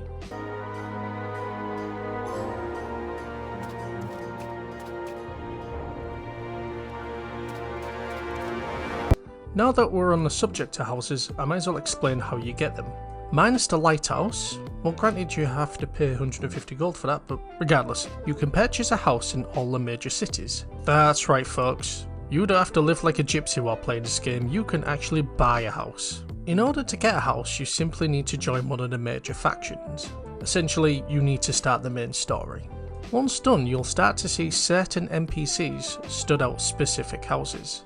For example, in the city of Berg, you'll see a woman stood in the corner next to a house. If you speak to the NPC, they'll offer the player the ability to buy the house for a measly sum of 500 gold. Once you've forked out the cash, congratulations, you now have a place to store all your nice loot and a place to sleep. You can throw that tent goodbye. No, actually keep it because it's kind of useful to have if you're travelling and you need a rest, so keep it. All the houses in the game cost 500 silver, so you don't need to worry about any inflation or trying to get the house cheaper. And of course, once the main story is completed, or you've completed your faction's questline, you can purchase all the houses within the other cities, which is pretty handy if you travel around and you need a place to rest or to store your loot. Each purchased house comes with an alchemy kit and a place to gather water. There are of course some minute differences between each houses and of course each rested buff that you'll get, and certain houses have minute different bits between them. So for example, the one in Hollowed Marsh has a garden above it which has certain ingredients or rare ingredients that are used to make potions. But the key thing you'll be using these houses for is to store your stuff. Now that that's out the way, let's continue with the story. Once you've rested for 3 days, we need to go speak to Cyrene because she'll have some more work for us. It seems that since the Heroic Kingdom and the Blue Collective are finally going to war, it seems that Heroic Kingdom are struggling for resources. And there's this nasty little bandit group called the Sandcoursers that have taken all our supplies. So we've got to deal with them. The first thing on our list is to head to the poor side of town and speak to people there, because they might have an idea who the Sandcoursers are. Head to the corner of these slums, we'll see a gentleman called Marcus. It seems that he'll give us some information if we agree to fight him. Well, granted, it's somewhat of a fight club. We agree to fight him in his little fight club, beat him, and of course extract all the information that we can get out of him. The information that he provides to us suggests that there seems to be some people hiding around in the ancient ruins, aka some Blue Collective thugs. So we need to exit the town and head southwest towards the ancient ruins. Once we head inside, we'll be greeted by a blue chamber scout. We're presented with 2 choices here. We could take the violent route or the diplomatic route. I opt and give him 100 gold because, well, I'm a busy man. He gives us the location of where the Sandcoursers are hiding out. So with this information, we need to head back to town. Once back in town, we need to let Yazan know about where the Sandcoursers are hiding out. He tells us that there's a secret entrance that we can take to get to the Sandcoursers and provides us with an old key. The entrance that Yazan is referring to is near the abandoned dock, or the actual place is called on the map is the Slide. I mark on the map whereabouts I need to go, but I need to head to the crashed ship in order to get a better idea. Once at the crashed ship, I just kind of hug the wall until I find the entrance, and presto, I've found it. Once we get into the Slide, we need to be careful, because there's plenty of bandits in here. But we're geared, so we're going to have an easy time. This is also the place where you'll find one of the 4 legacy chests that are scattered across the map. In order to get to this chest, you need to kill the shell horror that's located within the basement. Once you've killed it, you hit the switch, and presto, you'll be able to access this chest. But I don't need to put anything into it, so I'm just going to leave it. Once you exit out the cave and look to the side of us, you'll actually see Yazan and the commander fighting. which is a nice little nod to show that they're actually helping me, I guess. Once I've dealt with the bandits around me, it's time to go into the Sandcourser's headquarters. Once I've disposed of the small fry that are trying to bother me, it's time to talk to the leader and deal with him. Now, of course, you can choose to take the diplomatic route here, but I ain't all about that. I'm just going to take him out. And of course, in choosing to beat him, I get his cool two-handed sword. Now that we've dealt with these pesky Sandcoursers, we've been presented with another option. It seems that this Soroborian banker was actually helping these people. Since we're choosing to spare him of his reputation and his life, these two choices will affect the third quest in somewhat of a minute way. So if we select the first choice, which is to double the food deliveries to Levant, we will be given an extra 10 days to complete quest 3. However, if we choose the second option, which is the financial incentive, it will stop a certain paywall that we'll need to pay in order to complete the quest, which I will kind of explain once we get to quest 3. But for me, I'm financially stable in game, and I opt to choose to double the food deliveries because, well, time is kind of important in Outward, and, well, if you die you lose 10 of 15 days, so it's kind of handy to have an extra 10 days to play with. Once we've picked our choice, congratulations, quest 2 is complete, and also we'll get a free trip back to town. The third quest is given to us by the Queen. Due to the Heroic Kingdom and the Blue Collective going to war, it seems to have caused a bit of a famine. It seems the City of Monsoon, or the Holy Mission in fact, has offered to help us, so we need to journey there. So we now need to travel from the desert to the forest, from the forest to the hollowed marsh. Now before heading to the City of Monsoon, there is a couple of things we need to grab. So the alchemist in the City of Monsoon has offered us a solution to our food shortage, but he needs us to fetch some items for him. We need to obtain 5 marshmelons, and we need to get 1 Pysaurus horn. Or Pysoran? Is that how you pronounce it? Anywho, we can find the marshmallows scattered all around the hollowed marshes. We also need to bear in mind that this fruit is pretty heavy. We need to make sure that we travel light. The second thing that we need to obtain is the horn, which we can get from killing a Pytosaur. It's the ones with the glowy backs and the ones that shoot out toxic stuff. You can also sometimes buy the horn from the Soroborian merchant as well. But once we've gathered all items, there is one more thing that we need to obtain. And in order to get that item, we need to head to the Spire of Light, aka the big looming tower that's located in the marsh. You can't miss it. Once inside, buff up and be ready for a fight, because these things hit hard. Well, they hit me hard and I nearly died a couple of times and I had to run away and heal like a coward, but overall I managed to get through. What we need to do is just work our way through to the top of the tower by hitting the switch, heading towards these portals and teleporting to the next area and working our way up. The reason that we've come into this tower is because we need to obtain a tablet, or an ancient tablet, as you will. In order to get to this tablet though, we need to press 4 switches that are scattered around the spire. The first one is on the ground floor, just underneath the bridge that you walk across. The second and third one are near teleporters, so as soon as you start working your way up the tower, you will see some switches, you just need to press them. And the fourth and final one, you need to be very careful. At the very top of the tower, you have an option to interact with a Lich, but essentially he's like a secret boss you can fight. I mean, you're free to fight him, but I probably would do it after the story. But you just need to cancel the dialogue and go right around the room and press the switch, and then head back down. Once all the levers are being switched, we now need to head back to the floor where that barrier was protecting it, grab the tablet and we can head out. I should also note that one of the ordnance chests are located on one of the top floors here. Now that's all completed, we can now finally head to the City of Monsoon, but if you're still lacking marshmallows, you can pick them along the way. Once in the City of Monsoon, we need to head to the alchemist and give him the ingredients. He'll ask us to come back in 12 hours, so I just whip out a tent and go to sleep. Once it's been past 12 hours and we speak to the alchemist, he tells us that he's made some success in his little experiment.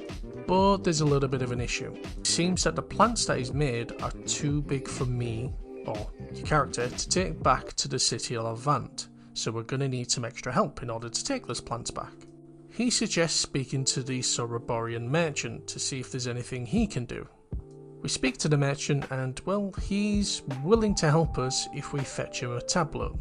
And since I've already got it, I just give it to him.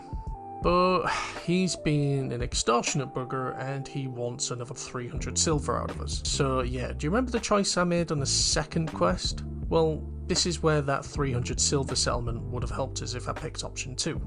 But since I've picked option 1 and opted for more time, I gotta make this payment in order to complete this quest. So I fork up the 300 gold and be on my way. Now that we've found a solution to the food shortages in Levant, we can now head back to the Queen and let her know. And since we've beaten the quest on time without any faults, we now get our first buff. We get this buff because the alchemist sends the Queen a potion for us to drink or to try, but yada yada yada. We don't care about that, we care about results. We can now output 15% more damage on anything that we do, which is super handy. It would have been handy to have, well, hours ago. But nonetheless, that is quest 3 completed, and now it's on to quest 4. Now, during this 3-day grace period, we need to get 2 items. We need to get an iron spike and some trapwire. This will come handy during the 4th quest, and will save us some time. After our 3-day grace period, it's now time for us to speak to the Queen and complete the final quest. She tells us that Cyrene and Yazan have gone missing, and she fears that there's going to be a coup. At this moment, the King and Queen are looking to do peace talks with the Blue Chamber, and of course Yazan and Cyrene want to keep this war going. So the Queen has given us the tasks to find out where they're hiding. Yazan gives us a clue of where he's going to be hiding, but if we are unsure on the clue that is provided to us, we can also ask around in town. Yazan is hiding out in a dock storage, which is located near the sunken ship in the middle of the desert. But the tricky thing is, in order to get there, you need to run all the way around. So basically you need to run northwest and kind of run all the way around the map, because the dock is located across the cliffs, and of course if you run directly to the ship, you can't access it. So you need to run all the way around just to get to it. Once inside, we'll find Yazan and some soldiers. Now here we have a choice. We can get Yazan to work with us, or we can opt to kill him. This doesn't really affect the output of the ending, so it's entirely up to you. If you do opt to kill him, you can get his two-handed sword if you want it, but if you don't want to kill him, you have to follow a certain dialogue choice. So in order to convince him to leave the coup, you need to select option 3, then option 1, then option 3, and then option 2, and then he'll change his mind. I opt to save him because, well, I kind of feel bad for him and, well, you know, RPG and all. If you don't convince him, you're going to kill Azan and the soldiers, but if you do convince him, Azan will help you kill the soldiers. Once we're done speaking to Yazan, we need to head back to the city of Levant. Once you'll get there, you can see there's a martial curfew being put in place, so nobody can go in and nobody can go out. But if you go all the way around from the main gate to the right of it, you'll see that Marcus will give us access into the slums.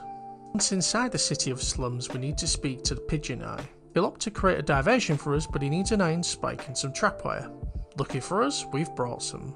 Once that's done, we can head into the underground city. Now, in order to get into the castle from the underground passage, you need to go down the stairs. Once you've gotten down the stairs, you need to walk east into this dark passage. Now, you'll find a bandit here, and you just gotta kill him and take the key from his corpse. Once you've got the key, you need to interact with the wall, and it will reveal a secret passage that will lead us straight into the castle. Once you've run through this passageway, you'll see that it'll lead us directly to the throne room, and Cyrene is there, and Yazan, depending if you killed them or not. After a dialogue exchange, we gotta kill Cyrene. Once she's dealt with, we need to speak to the king and queen. Once you go to check up on the king and queen, you'll find that the queen has been poisoned. And it seems the god named Alat, who is located in Monsoon, has offered to help us. So we have a choice to make our own way there or jump on a convoy with the king. And I'm all pumped and ready, so I'm going to join the king. Once that's done, we need to head straight down and go towards the temple. And here we'll see both factions, the Heroic Kingdom and Blue Chamber, talk it out, while Monsoon acting as the moderator. During this peace settlement, your character will receive a Peacemaker's Elixir. This is a really good item because it gives you 20 plus points in health, stamina and magic. But if you completed your questline perfectly, you can earn yourself a Tsar stone, which is an important item which I will be discussing later. Whatever you do, do not drink this potion, because we're going to be giving this to our next character on our new playthrough. Now that there's peace between both factions, there is one more thing that we need to do, and that is to defend the city. You see, since Allah is a god, he's going to, well, try and save the queen by making her a god. But the ritual he's going to perform is going to cause the Scourge to go into a frenzy and attack the city. So we need to head outside and protect them. So now we need to buff up and get ready. I should also note at this point, if you complete the Holy Mission's parallel quest, you'll get more soldiers to assist you at the end of this mission, or this climax. Because, well, not to spoil anything, but we're going to be seeing this ending a couple more times. It's best not to loot anything, not unless you're struggling for potions, and just to kill everything on sight. And this is also where we'll see a big scary looking Scourge monster, known as the Butcher. The only thing getting butchered here is him. But once everything's been killed, we now need to speak to the king and the queen. We'll now see that the queen has ascended into godhood and can now speak to us telepathically, and we now will be dubbed as the champion of the Heroic Kingdom. And that, ladies and gentlemen, will conclude the Heroic Kingdom's questline. You deserve this. I name you champion of the Heroic Kingdom of Levant. I trust in your judgment. Damn, I'm really over encumbered here. I'm gonna need to try and walk to the house and buy it. Oh, I can't walk. I need to loot everything. Now that I've completed the main story, there is a couple of things I need to do on this character. Now, I know what you're thinking. What the hell do you need to do on this character? You've completed it. You need to start a completely fresh character. That's what you said at the start of the video, right? You said that to join each of the factions you need to create a new character. That, my dear viewer, you are correct. I need to do a little bit of prep work, you see. I need to make some more potions, make sure that my new character has plenty ready, and I also need to, what am I looking for? Ah, that's right, make the best armour in the game. Well, technically it's not, but I mean, the DLC kind of made it useless, but anyway, I'll explain that when we get to that. When we cross that bridge, we'll explain it. I'll explain it. But for now, this armour is considered the best armour in the game. So for the 4 factions, this armour is going to be useful. Jeez, I could have just cut this part out.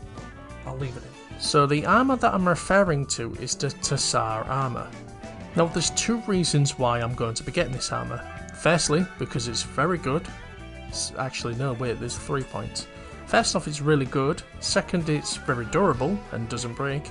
And thirdly, there's a trophy tied to it, which is the perfect defense trophy. Now, to get this armour, you need to make it. It's kind of like the blue sand armour that I made, which required blue sand, but this requires a much rare material.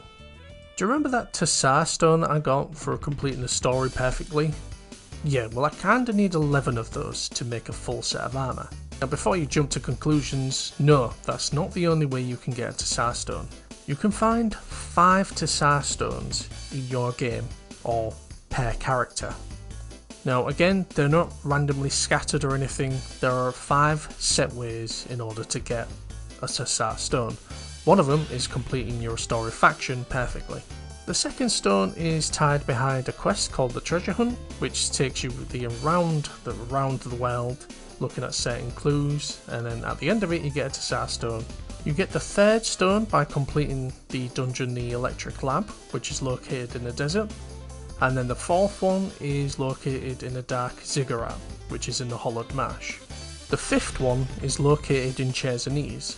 You need to go to a certain grave and drink a cradberry wine next to it. Once you drink it, you'll be presented with a Tsar stone.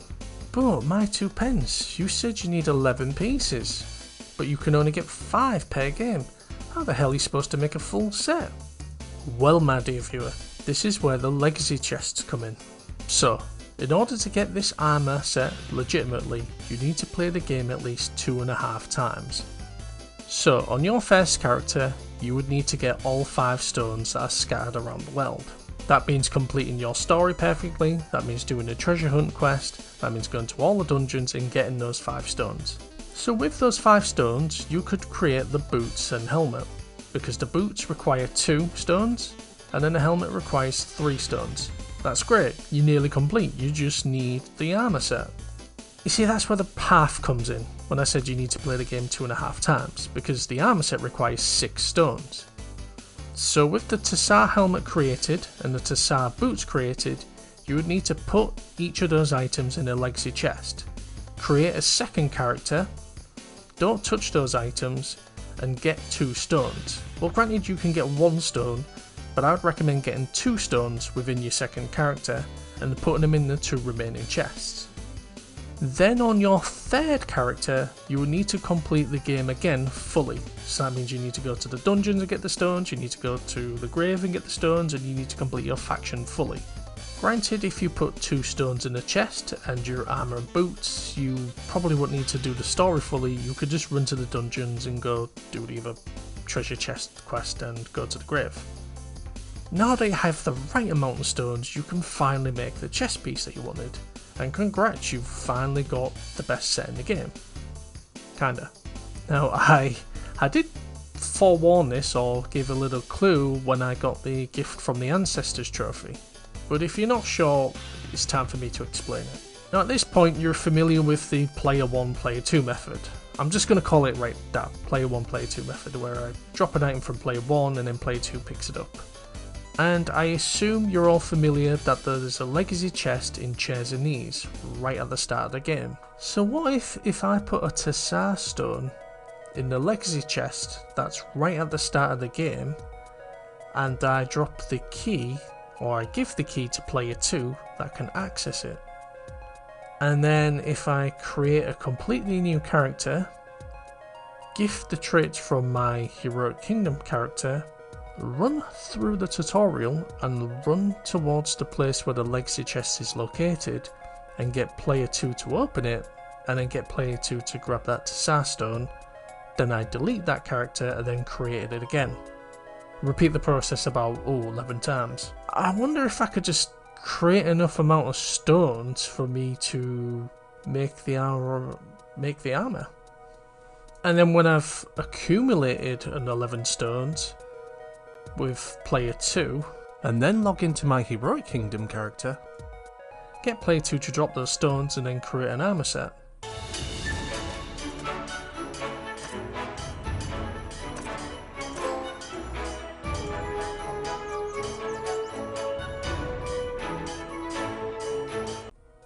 Would you look at that? I've got one of the best armors in the game.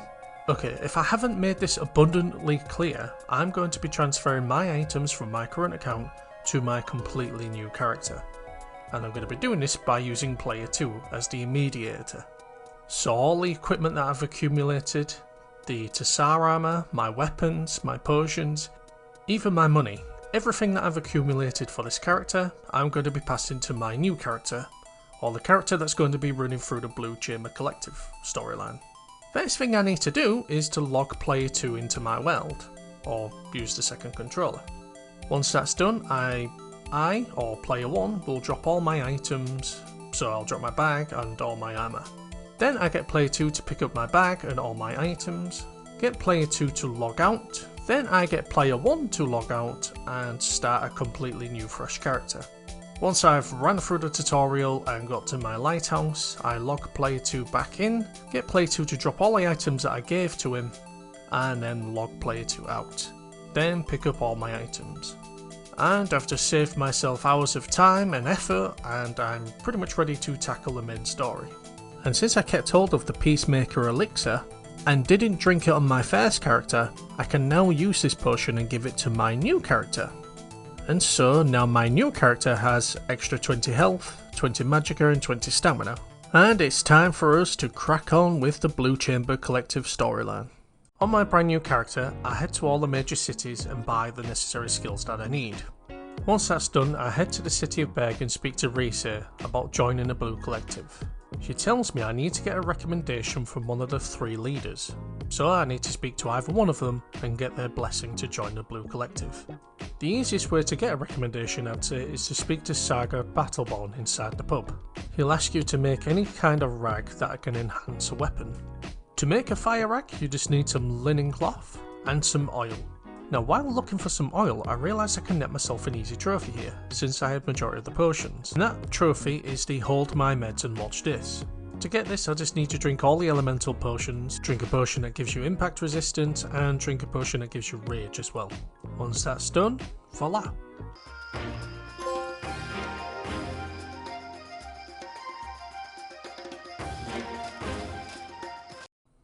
Now, back to making that oil rag. So I made it and spoke back to Battleborn. He gave me his recommendation and gave me another recipe. Once that's done, I'll head back to Risa, told her I got my blessing and signed myself up to the Blue Collective.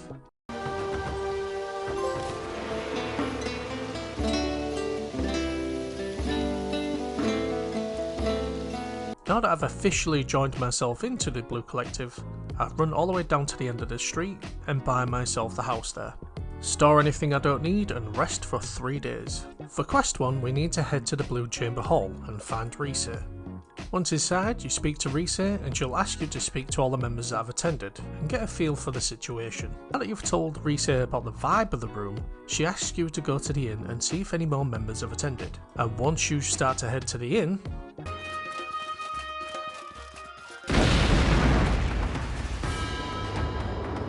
run back into the Blue Chamber Assembly Hall and help Gabriella and Battleborn out. They'll tell you that the other members have been kidnapped and you need to go into the basement and pursue the attackers. Once down there, you'll be greeted by 2 attackers. Then, once they're dead, you'll see a convenient set of ladders that'll lead you up to another dungeon. This will lead you to the Ancestors' resting place. Once inside, you just gotta slowly work your way through and dispose of any enemies that are along the way. Eventually you'll see a corpse with one of the council members and a note near his body. The note is from the attackers conveying their mission and who to kill and where to meet up. And if you remember from the Heroic Kingdom questline, it's in the exact same location, the burnt cabin in the woods, which is located next to the burnt tree. Now that we know where we need to go to save the rest of the council members, we need to fight our way out this dungeon and run to that burnt cabin in the forest. You'll realise once you've exited out of the Ancestors' resting place, it leads you straight back into town. So if you need to gather any supplies or sell any loot, now's your chance, and gear up and head towards the burnt cabin. I should also note, if you wanted to do the parallel quest for the Heroic Kingdom, you just need to go to the inn. You'll hear 2 noblemen talking about the assassination, and that will allow you to start that parallel quest. Just exactly the same as the Heroic Kingdom. But now, before we head towards the burnt cabin and rescue the other council members, there is also a secondary objective here, and that mission is to kill the mercenary leader, and it seems that he's at the south of the region. Now, it says south, but it's not directly south-south, because that leads you towards Caldera. So in order to find the pursuer, you need to head to the burnt tree. Once directly at the burnt tree, you need to run to the right, and you'll see another big tree in the distance. Now once you get closer to that tree, you'll see a marsh captain and a tent set up. We need to kill this guy because he's a mercenary leader. So we need to buff up and go in guns blazing. And be very mindful not to die, because this will fail the secondary objective. Once the captain has been disposed of, we can finally head to the cabin. Once inside, we need to kill the 2 bandits and free the 2 prisoners there. Once freeing Risa and the other guy, we need to head back to the city of Berg and speak to Risa. We let her know that we disposed of the captain. She'll reward us for our trouble and let us know shit's gonna go down. I should note, while you're doing the main quest, you should be speaking to Roland, because you'll get items and it'll affect the outcome of quest 3. With the first quest completed, Risa will give us a little clue. She'll say, why don't you go visit the city of Cierzo and see if there's anything going down, which leads me to completing the Blue Chamber parallel quest. Now, I did cover this earlier in the video, but I might as well cover it here very briefly. Now, I know I've covered this before on how to complete this, but I'll just quickly run through it anyhow. Since I've officially started the main story, once you head back into the town main town guard will tell you that bandits in the Vanderbilt fortress are going to be attacking the city soon, and we need to do something to stop them. And so we head to the Vanderbilt fortress and kill everybody in there. Now, as I mentioned before, there is a peaceful way you could do this, but I'm not doing it. I'm just going to run in and kill everybody. Once that's done, head back to town, and as soon as you enter the gates, the guard will speak to you and thank you. Need something? My thanks.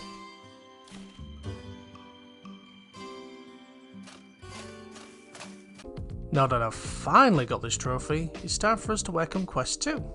For the second quest, Risa has given us quite the task. She wants us to go to the Hollowed Marsh and see if we can make the Ash Giant our ally during this war. So after agreeing with Risa, we need to run to the Hollowed Marsh. Once in the Hollowed Marshes, I run towards the Giant's village and speak to the leader. High Lord Seer has asked us to obtain an obsidian root for him, and he's given us a time frame of 30 days to complete this task. Now you're thinking, well, that's easy enough, all we need to do is go fetch something and speak to him.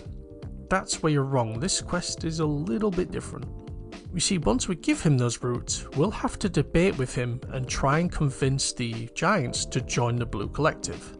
And in order for us to do that, we need to research about the giants' culture and find as much information out as possible to convince them to join us. Our first bit of information we need to obtain is speaking with Goldbelly, which is the merchant located inside the giant's village. To simplify this, you just need to exhaust all dialogue that he has available. Next location we need to head to is the giant's storage, or the location where I got my palladium shield from. Once you enter this dungeon, or storage, you'll see there's a book on the ground.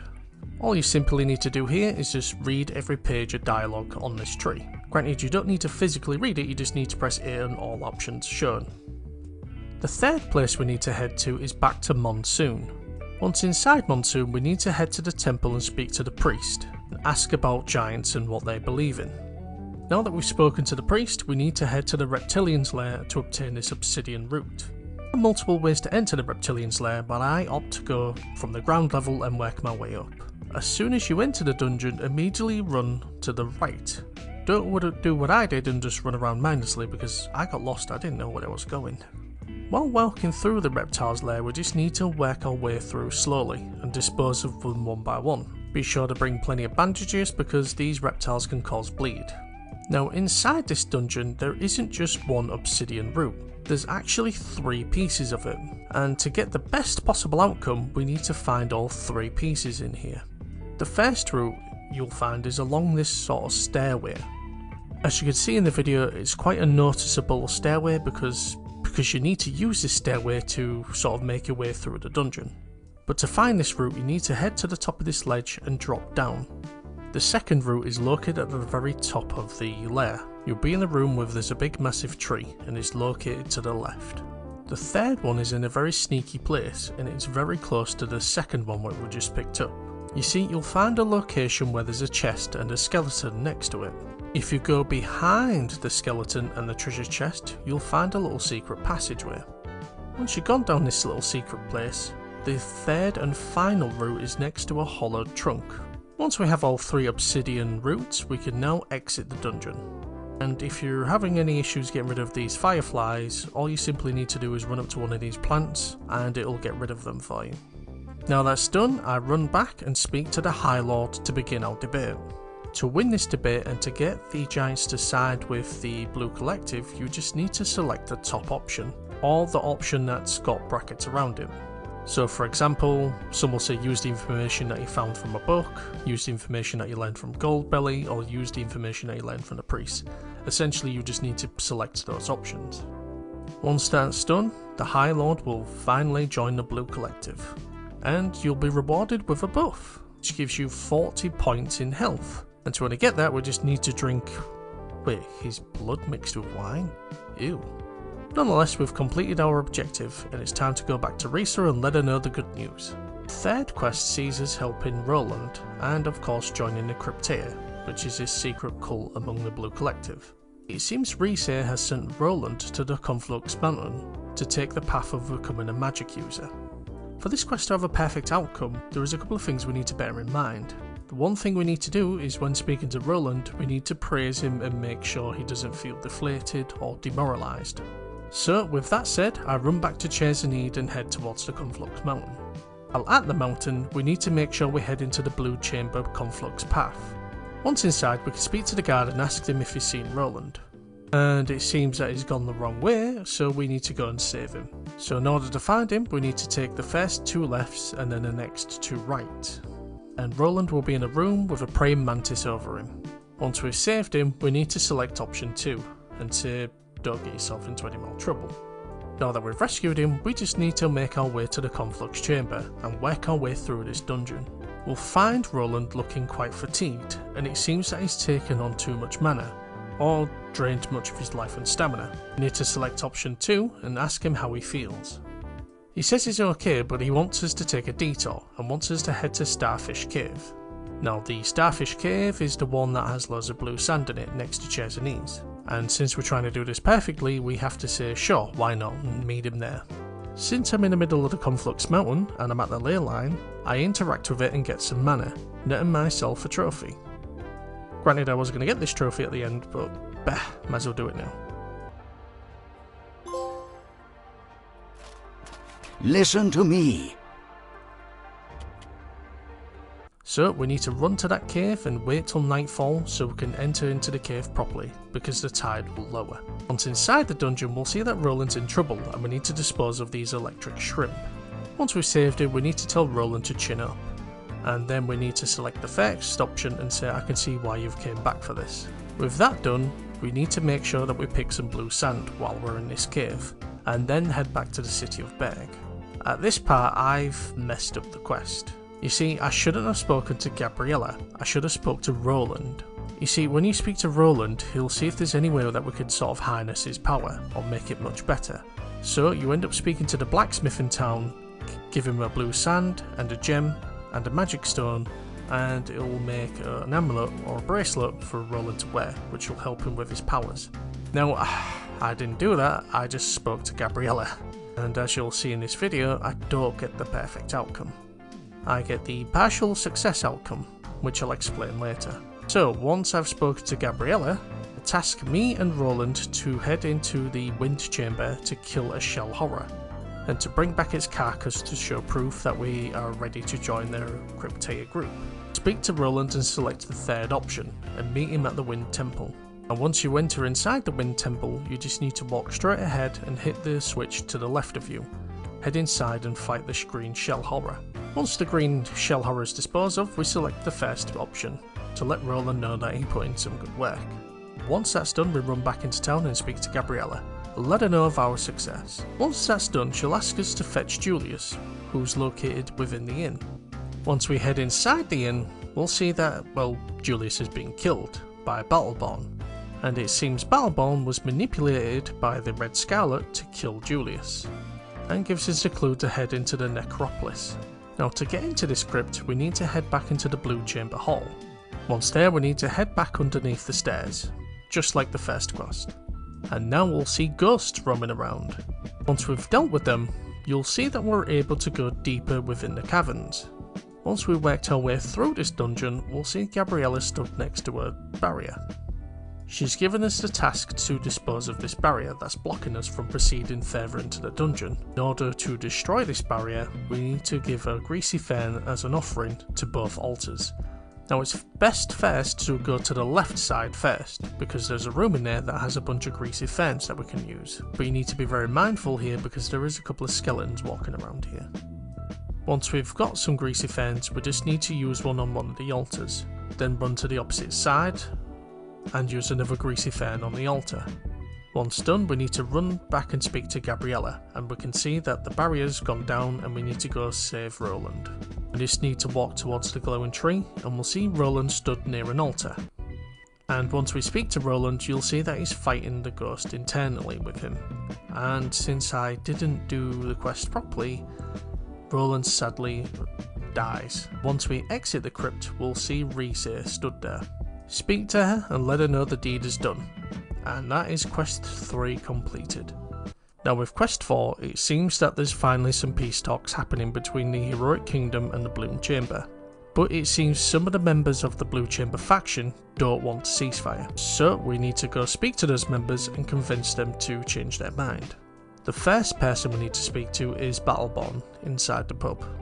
Now as you can see, he won't budge, so we need to beat him in a duel in order for him to change his mind. So it's best to buff up and be prepared. Once we've beaten him, he'll do what we'll say and agree for a peace talk. The second place we need to run to is the bandit camp located in Chairs and Knees. It's the bandit camp that's located next to the town. Now if you remember at the early part of this video, these bandits are usually hostile, but for some reason they're not, and we can speak to the leader and make him agree for a peace talk. Once inside, we need to get to the top, and be kind of odd that no one is attacking us. Here we just need to select the right option of dialogue to convince him to agree to a ceasefire. For him to agree to us, you just need to select option 2 twice. The last group we need to speak to is the Ash Giants, which is located in the Hollowed Marsh. This one is nice and simple. We just head to the leader and ask him to agree to a ceasefire. Once we've spoken to the Ash Giants, we need to head to Monsoon and head towards the temple, where the peace talks will commence. And as you'll see, it'll play out like last time, but we're on the other side of the coin here. And since we've done things perfectly, well, kinda, we've netted ourselves another Peacemaker elixir and another Tsar stone. And similar to the Heroic Kingdom, we need to head outside and to the Vendor City. Once that's done, we'll speak to Reese and net ourselves a trophy. You've done well. I look forward to seeing what path you carve for yourself from it. I believe you've earned this. You're free to do as you please.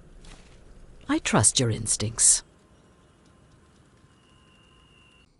And since we did it without dying, we've netted ourselves another trophy. From it. I believe you've earned this. You're free to do as you please. I trust your instincts. Phew, 2 down and 2 to go. Okay, now it's time for the Holy Mission. So, just like last time, I create a new character and transfer all my items over. Now that we're in the city of Monsoon, it's time for us to join the Holy Mission. So, if you speak to Ollie at the entrance, she'll tell you to head to the temple and speak to the main priest. Similar to the previous factions, we need to complete a task for one of 3 people. And one of them is of course magic, and as well as you know by now, I don't touch it. So the easiest one to do is to speak to Zephyrin, because he just wants a discipline potion, and he gives you the ingredients to make it, or you can go to the alchemist and buy one. So I purchased one and gave it to him. Once that's done, if you go back to the main priest, he'll tell you that Alat wants to speak to you. So you just need to run to the other end and interact with the altar. Once that's done, you'll have a brief conversation with Alat, and you'll net yourself a new trophy.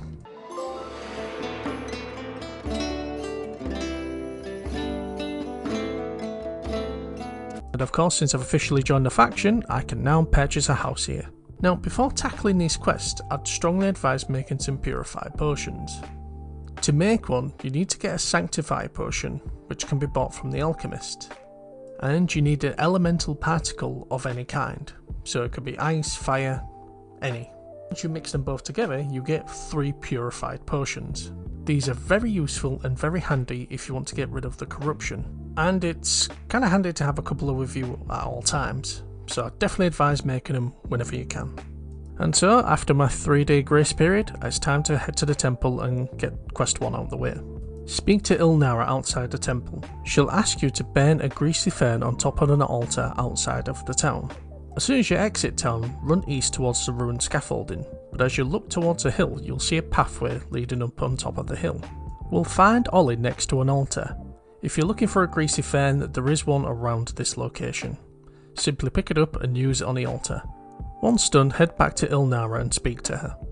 We've been given a task to cleanse a dungeon of its corruption, and that particular dungeon is located in Chersonese, and it's beyond the Ghost Pass. So if you recall at the start of the video, I went through the Ghost Pass to go visit a hermit. Well, we need to head to that particular location. So I run through the Hollowed Marsh, to the forest, stop at Berg, sell off some things and run to Chersonese. And of course, since it's snowing, I need to run quick because I don't want to freeze myself. Once inside the Ghost Pass, similar to last time, I just need to buff up my weapon and work my way through. Once I'm through the Ghost Pass, I head towards the sage and stock up on any items that I need. Once we've exited the hermit's hut, we need to run to the complete opposite direction. So we just need to run in a straight line towards the dungeon that we need to cleanse. And the dungeon we need to cleanse is the Corrupted Tombs. Once inside, you need to buff up your weapon because you're going to be greeted by a guest. For those of you who watched at the beginning of the video, I don't know if you remember those Wendigos. Well, we need to fight one, and of course he has a buddy with him. Once this area is cleared, we can see Ollie trying to dispose of a barrier. She asked us to see if we can investigate if there's any way we can dispose of this barrier. So we need to venture inside the Corrupted Tomb. To head deeper into the cave, we need to walk towards the entrance, and we'll see a little cave hole that we can walk to the left of us. Now if you walk in a straight line and don't deviate from the path, you can see that you can go deeper into the cave. You'll know that you're going the right way because you'll see some railway tracks. If you're going the correct way, you'll be stopped by somebody. And, well, we'll see a skeleton. He's given us the task of, well, finding his whole body and putting it back together, and his parts are scattered around the cave. So we need to take his head and find his torso. Now we can actually explore the cave, because we need to run around this cave and pick up his body parts that are scattered all around the area. So the corrupted part of the tomb, or the area where you're inflicted with corruption, is only 2 limbs that we need to find, an arm and a leg. Luckily they're very close to each other. Once we've found those 2 parts, we can head back to the location where we found his head and explore further into that area. Now once you've found all the parts and put him back together again, we'll see that he's removed the barrier and he'll dash towards that location. So we need to follow him. Once we finally get there, we'll see Ollie trying to remove the corruption from the area. So she'll start a ritual and we need to protect her. But it seems Ollie's become infected. And actually no, we can't do anything to help her. It looks like a lot has to step in to save her. And it looks like her body parts that have been infected have now been infused with light. And it answers the question we was all asking ourselves. What the hell happened to her? Well, I was thinking that when I saw her in the last 2 factions, but now I know what happened to her. Once that's done, we can now exit the cave and head back to Monsoon, and let him know that our mission has become a success. And since we completed this mission on time, we'll be rewarded with a passive buff, which gives us 20 points in decay resistance. Now with the first quest out the way, it's time to complete the parallel quest for the Holy Mission. In order to start this quest, we need to speak to a gentleman called Mofat. He kinda looks like Raiden from Mortal Kombat, but anyway.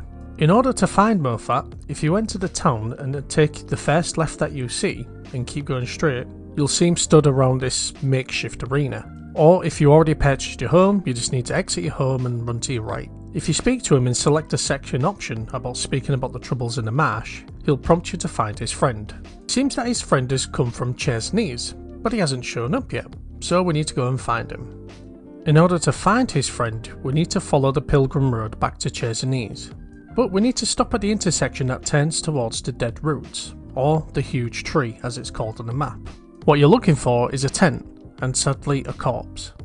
We just need to interact with this corpse and let Mofat know that his friend has sadly passed away. Once you let him know, Mofat will ask you to speak to another pilgrim in town to get more information. Once you speak to the other pilgrim, he'll tell you that they were attacked by a group of bandits near that dead tree. And that is conveniently the location where we found Mofat's friend's body. So we need to head there and go inside the dead tree. Once we get inside the dungeon, we need to buff up and be ready, because this place is littered with bandits, so we're going to kill them and work our way to the very bottom. While we are working our way through this dungeon, we need to collect 4 pieces of evidence to find out who these bandits are and who they are working with. The first piece of evidence is in a hard to find area. Once you've crossed the bridge and gone down the stairs, you just need to walk straight ahead of you, because all that greenery that you see leads you towards a secret area. But be prepared, because there's an immaculate there. You just need to fight him off and read the note that's on the table. And of course loot the area. We can find the second note next to a bedroll and some cages. The third one is just close by. You just need to go down the stairs and turn around and you'll find a third note on the table. The fourth and final note is right at the end of the dungeon. Well, I say fourth because there's actually 5 notes. You see, once you've read your 4th book, you will find a key. And that key will lead you to a secret location of where the 5th note is located. So we need to head back upstairs and find a wall that has a dinosaur head on it. We need to use the key on the door and enter through. And yet again, we need to buff up and be ready, because there is another Immaculate waiting here for us. You also have to be careful here, because he has an Illuminator horror with him. So you could aggro the Immaculate and drag him back to the entrance, defeat him and go back for the other one, but it's entirely up to you. Just be careful. Once they're both dealt with, next to the Ordinator's chest is the final note. And of course you can get yourself a nice glowy bag. Now that we've gathered all the vital pieces of evidence, it's time for us to present it to the man who runs Monsoon, and that is Damien Lockwell. Upon learning that the Sorobor soldiers are working with the Immaculate, he then allows more guards to roam around the streets. Now this is helpful towards the end of the game. As you're aware by now, there is a battle at the end of the city. Now completing this side quest allows more soldiers to help you at the final part. and of course if you don't complete it, you're going to have a hard time at the end of the game.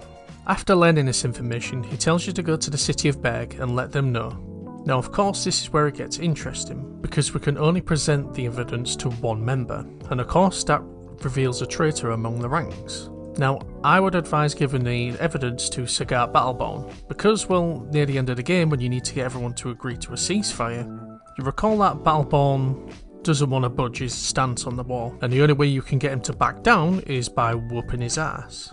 But if you give him this evidence, you can use this against him at the end of the game, making it pretty easy.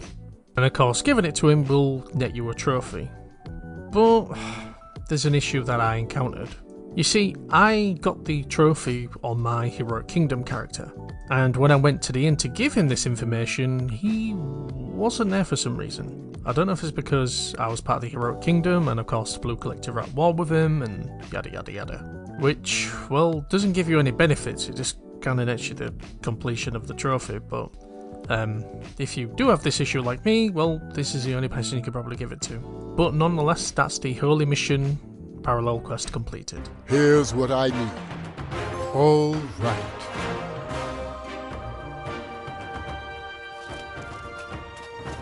So for the second quest, Ilanara has given us the task to head to the city of Berg and go to the Blue Chamber Hall. Once we get there, we'll see Ollie in the middle of the chamber. She'll tell you that they were attacked. Shocker. She'll tell you that Zephyrin has gone missing because he has pursued the attackers. He said he was running somewhere southeast of the forest. She'll also give you a clue to go to the inn as well, which also, as you know by now, triggers the Heroic Kingdom Parallel Quest. So we need to head out there and go find Zephyrin. So if we look on a map and travel southeast, you can see it leads us to a cave called the Colossal Hive. Now when I say cave, it's not similar to other caves, as you'll see that the entrance is very different. Looks like we need to run inside a big massive hive, and of course before we head in it's best to prepare and buff our weapon up. Once inside we'll have to fight a Hive Lord. Now these creatures I really hate because they give you a nasty debuff, and the only way you can cure this debuff is, well, by poisoning yourself. You just gotta keep attacking and be careful not to get caught by the bugs. Once we speak to Zephyrin, it seems that he's been shot, but not by a normal bullet. It seems that the bullet he's been shot by has been poisoned. A poison bullet. I wonder who's been shot by a poison bullet before. Anywho, it seems that the bullet has done too much damage and he can't be saved. And, well, sadly, he passes away. Our second objective is to head to the Bent cabin. Similar to the previous quests, we need to save the prisoners that have been caught. Now with the hostages saved, it's time to head back to the city of Monsoon and let everybody know what's happened. But of course, getting to the city of Monsoon, we can see that there's a bloodied corpse on the floor, and it seems Ollie's behind the attack. And due to this attack, she's been arrested for it. So now we need to rescue Ollie. And of course, since we've done it in the right amount of time, we don't need to do it the hard way. We can bail her out. But of course, before we do that, we need to speak to Ilanara and see what's actually happened with Ollie. He'll tell you that Damien Lockwell has locked her up at his house, so we need to go speak to him. And of course, since he's a man of business, we bribe him with a bit of gold. Yeah, so for this bit you just need to bribe him with 200 gold. Once that's done, we head to the back room and speak to Ollie and let her know that she can go. Then we head back to Ilanara and let her know that Ollie is now free. And since we completed this quest perfectly and on time, we have a choice between two passive buffs. The first buff is Spiritual Commune, that gives you 10% plus damage in Ethereal, Lightning and Decay. The second buff we can choose is Divine Assistance, which gives you 10% less in Stamina and 10% less in Mana. And well, you should know by now which one I'm going to be choosing. And that is the Divine Assistant. As my back gives me 10% stamina reduction, and this passive buff does the exact same, and kind of helps out a lot. Now with quest 2 out of the way, it's time for quest 3. For the third quest, Ilanara has given us the task to find Ollie. Seems Ollie's having some doubts about the Holy Mission, and believing in Alat. So she's down in the dumps by hanging around in the slumps of Lavan? Weird. Anywho, so we're tasked that we need to go find her. So from the Hollowed Marsh we need to head to the forest, and then from the forest to the desert. So the quickest way is through the Ziggurats Passage. But of course the issue we got here is the bridge is up. So I do it the cheesy way, by just hop jumping down and running around. Yeah, maybe you shouldn't do this if you don't have enough potions, but hey ho, I really can't be able to go all the way through the Ziggurat's Passage and fight all those monsters. Yeah, I'm just hopping down and running around. Then enter from the forest side, because getting through Ziggurat's Passage, all you need to do is get the idol, put it down, which is quite easy, going to the left, going to the right, and then the bridge is down. Once we get to the city of Lavat and speak to Ollie, it looks like she's trying to investigate on the origin of Alat and how he came to be. And it looks like Ollie's narrowed it down to 3 locations. Now, the correct one is the middle one, which is the Stone Titan Cave. And so we let Ollie know that we should probably investigate this area first. Ollie seems to agree with the plan and asks us to meet her there. So it's time for us to head to Stone Titan Cave. So the landmark that we need to head to now is a giant statue that's holding a spear. Granted, its body's buried underneath the sand, but anywho, we need to head to that location. Once at this location, we need to find the entrance, which is close to his hand that isn't holding the spear. Once inside this cave, we need to battle our way all the way to the bottom of the cave. Now, there are plenty of bandits in here, so we need to be very careful. And there are creatures here too. But there's also a secret boss here. This secret boss is called the Last Acolyte, and his moveset's similar to the Jaded Lich, which is another secret boss. Now, of course, to deal with him, you just need to run up to him and, well, beat him up. Now, since I fell down, I kinda messed up a secret weapon I could have got here too. There are 5 tablets you can interact with inside this dungeon. Essentially, once you've interacted with all 5 and head to the bottom of the cave, you can get yourself a Sunfall Axe, which is a one-handed axe and does a decent amount of fire damage. Now, I was actually going to get it during this run, and as you can see, I fell down and missed the last one, so I had to give up on this and, well, carry on. Once you're working your way through this dungeon, you'll get to a point where you need to do a little bit of platforming, and, well, you gotta be a little bit careful not to overdo your jumps and fall right to the bottom, because, well, that leads to death. So just take it nice and steady and just jump platform to platform and work your way down. Once you get to the bottom, you will be greeted with more bandits and, well, corruption as well, so make sure you bring plenty of those purifying potions. Once we're at the bottom, we just need to work our way to the end. Once we get there, we'll see Ollie fighting a giant. Once we defeated the giant and spoke to Ollie, it seems that she's found an ancient tablet, but it's with a language that we can't understand, so we need to get someone to translate it. It's time for us to head back to the city of Monsoon and find somebody that can translate it for us. So there are 2 ways we can get this translated. So if we completed the Holy Mission's parallel quest, we can speak to Mofat. It's the old guy that looks like Raiden. Anywho, if we speak to him, we can get it translated that way. However, if you didn't complete that quest, you have to speak to the Soroborian Traveller, and you'll have to pay 150 silver to get it translated. But since I've beaten the parallel quest, I go with option 1. Once we have these tablets translated, it's time to speak to Ollie and let her know what we found out.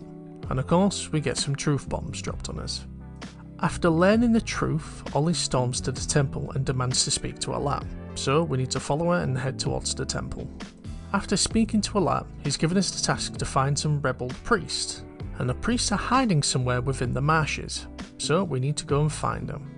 And the only clue that we've got is find the priests hidden in a giant lotus in the northern part. So in order to find them, if we exit Monsoon and take the pilgrim's path towards Chersonese, or if we take the road that has those lit pillars that heads towards Chersonese, all we need to do is go past the first one. Once we head past the first one, we need to look to our left and run up a hill.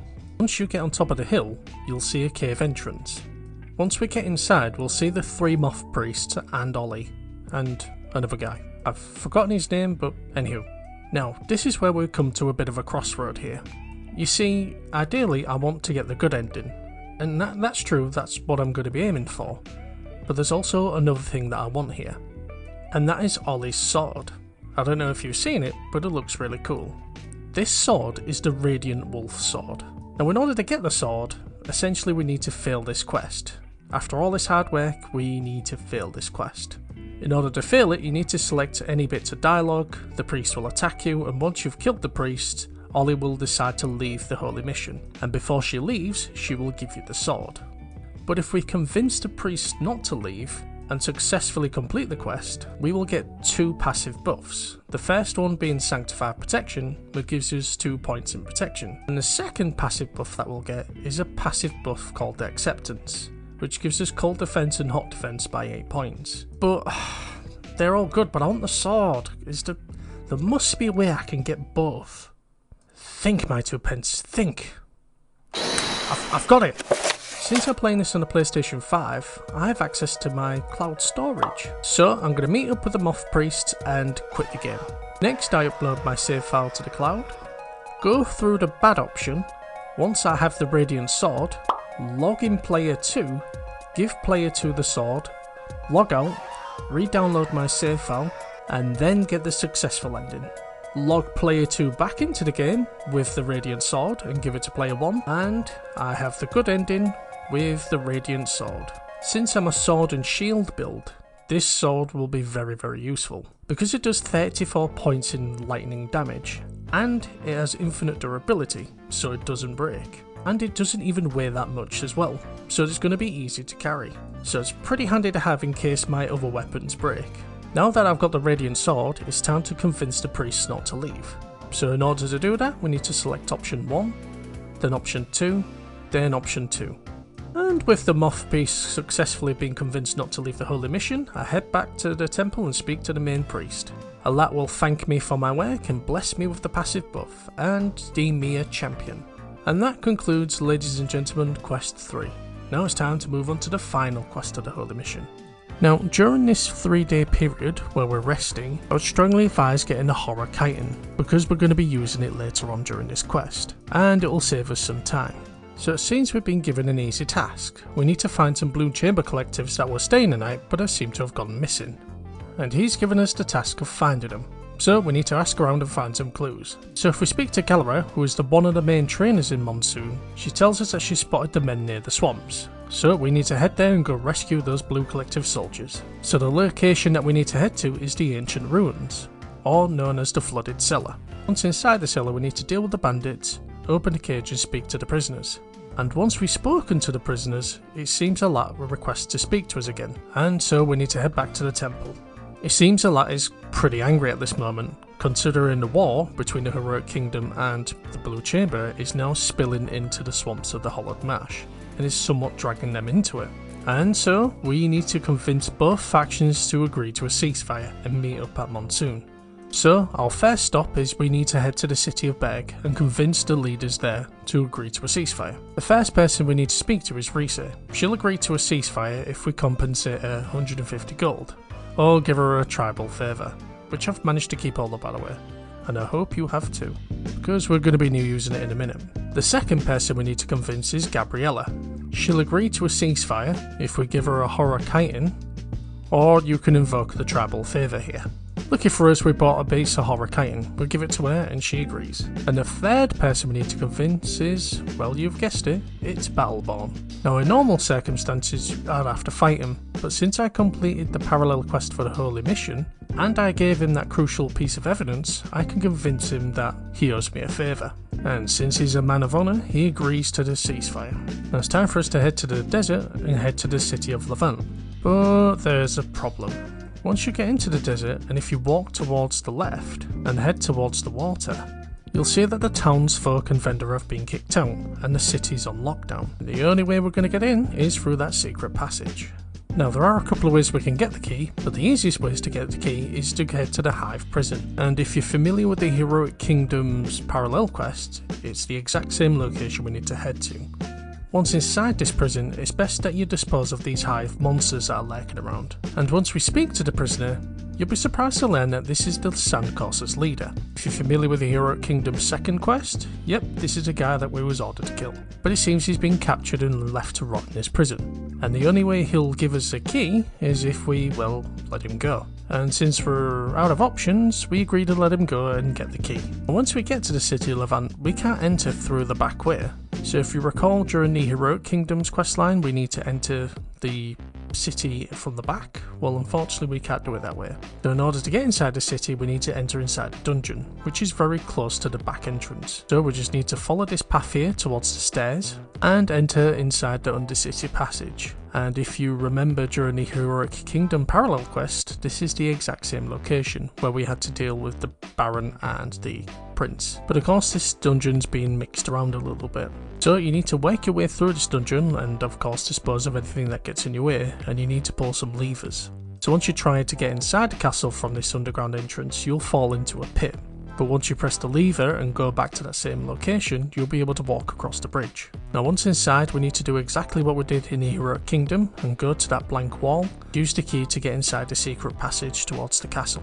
Now once inside the castle, we'll see Yazan and Cyrene. Here we have two choices. We can convince Yazan to give up on following Cyrene and listen to reason, or we can fail the negotiation and fight both of them. In order to convince Yazan, we just need to select option 1, then option 3, then option 3, and he will listen to reason. Once Yazan's listened to reason, it's time for you and him to deal with Cyrene. Once she's disposed of, it's time to speak to the king, and of course head back to the temple. Now once at the temple, similar to the previous time, both of them will talk out and agree to a ceasefire, and thus ending the war. And I net myself a Tsar Stone and a Peacemaker Elixir. And this is where it gets a little bit interesting, because now we're going to see the ritual. Now, in order for a lad to perform this ritual, he needs someone to be a human barrier. Basically, someone needs to sacrifice themselves. And you have that option to be that person. And I have to say, reading upon this, it's a really cool mechanic. Now, I didn't do it because I'm a wuss, and I'm going to be using this character as my main character. I was originally going to be using the Heroic Kingdom one, but after playing with the Holy Mission and getting the buffs, I feel like this is going to be my character of choice to continue with the DLC. Now, if you do choose to sacrifice yourself, you'll be hit with a debuff called Life Drain. And, well, I could spoil what happens, but I feel like you should really look into this if you're quite interested in what happens, because I was a bit shocked and quite impressed that this was a mechanic in the game. But nonetheless, since I don't opt out to be the human sacrifice here, I have to head outside and defend the city. And once I've defended the city and stopped the Scourge from attacking it, I speak to the main priest, and it seems he opted himself in to be the human barrier. And with the city safe and the queen ascended into godhood, that concludes, ladies and gentlemen, the Holy Mission faction. Protect Ori as you see fit. The rest of the Holy Mission trusts in you. Now it's time for us to finish the final faction, and that is the Sorobor Academy. Once we're at the academy and speak to the receptionist, she'll point us to go speak to Hugo Lockwell. And just like the 3 other factions, we need to get a sponsor or an approval from another person.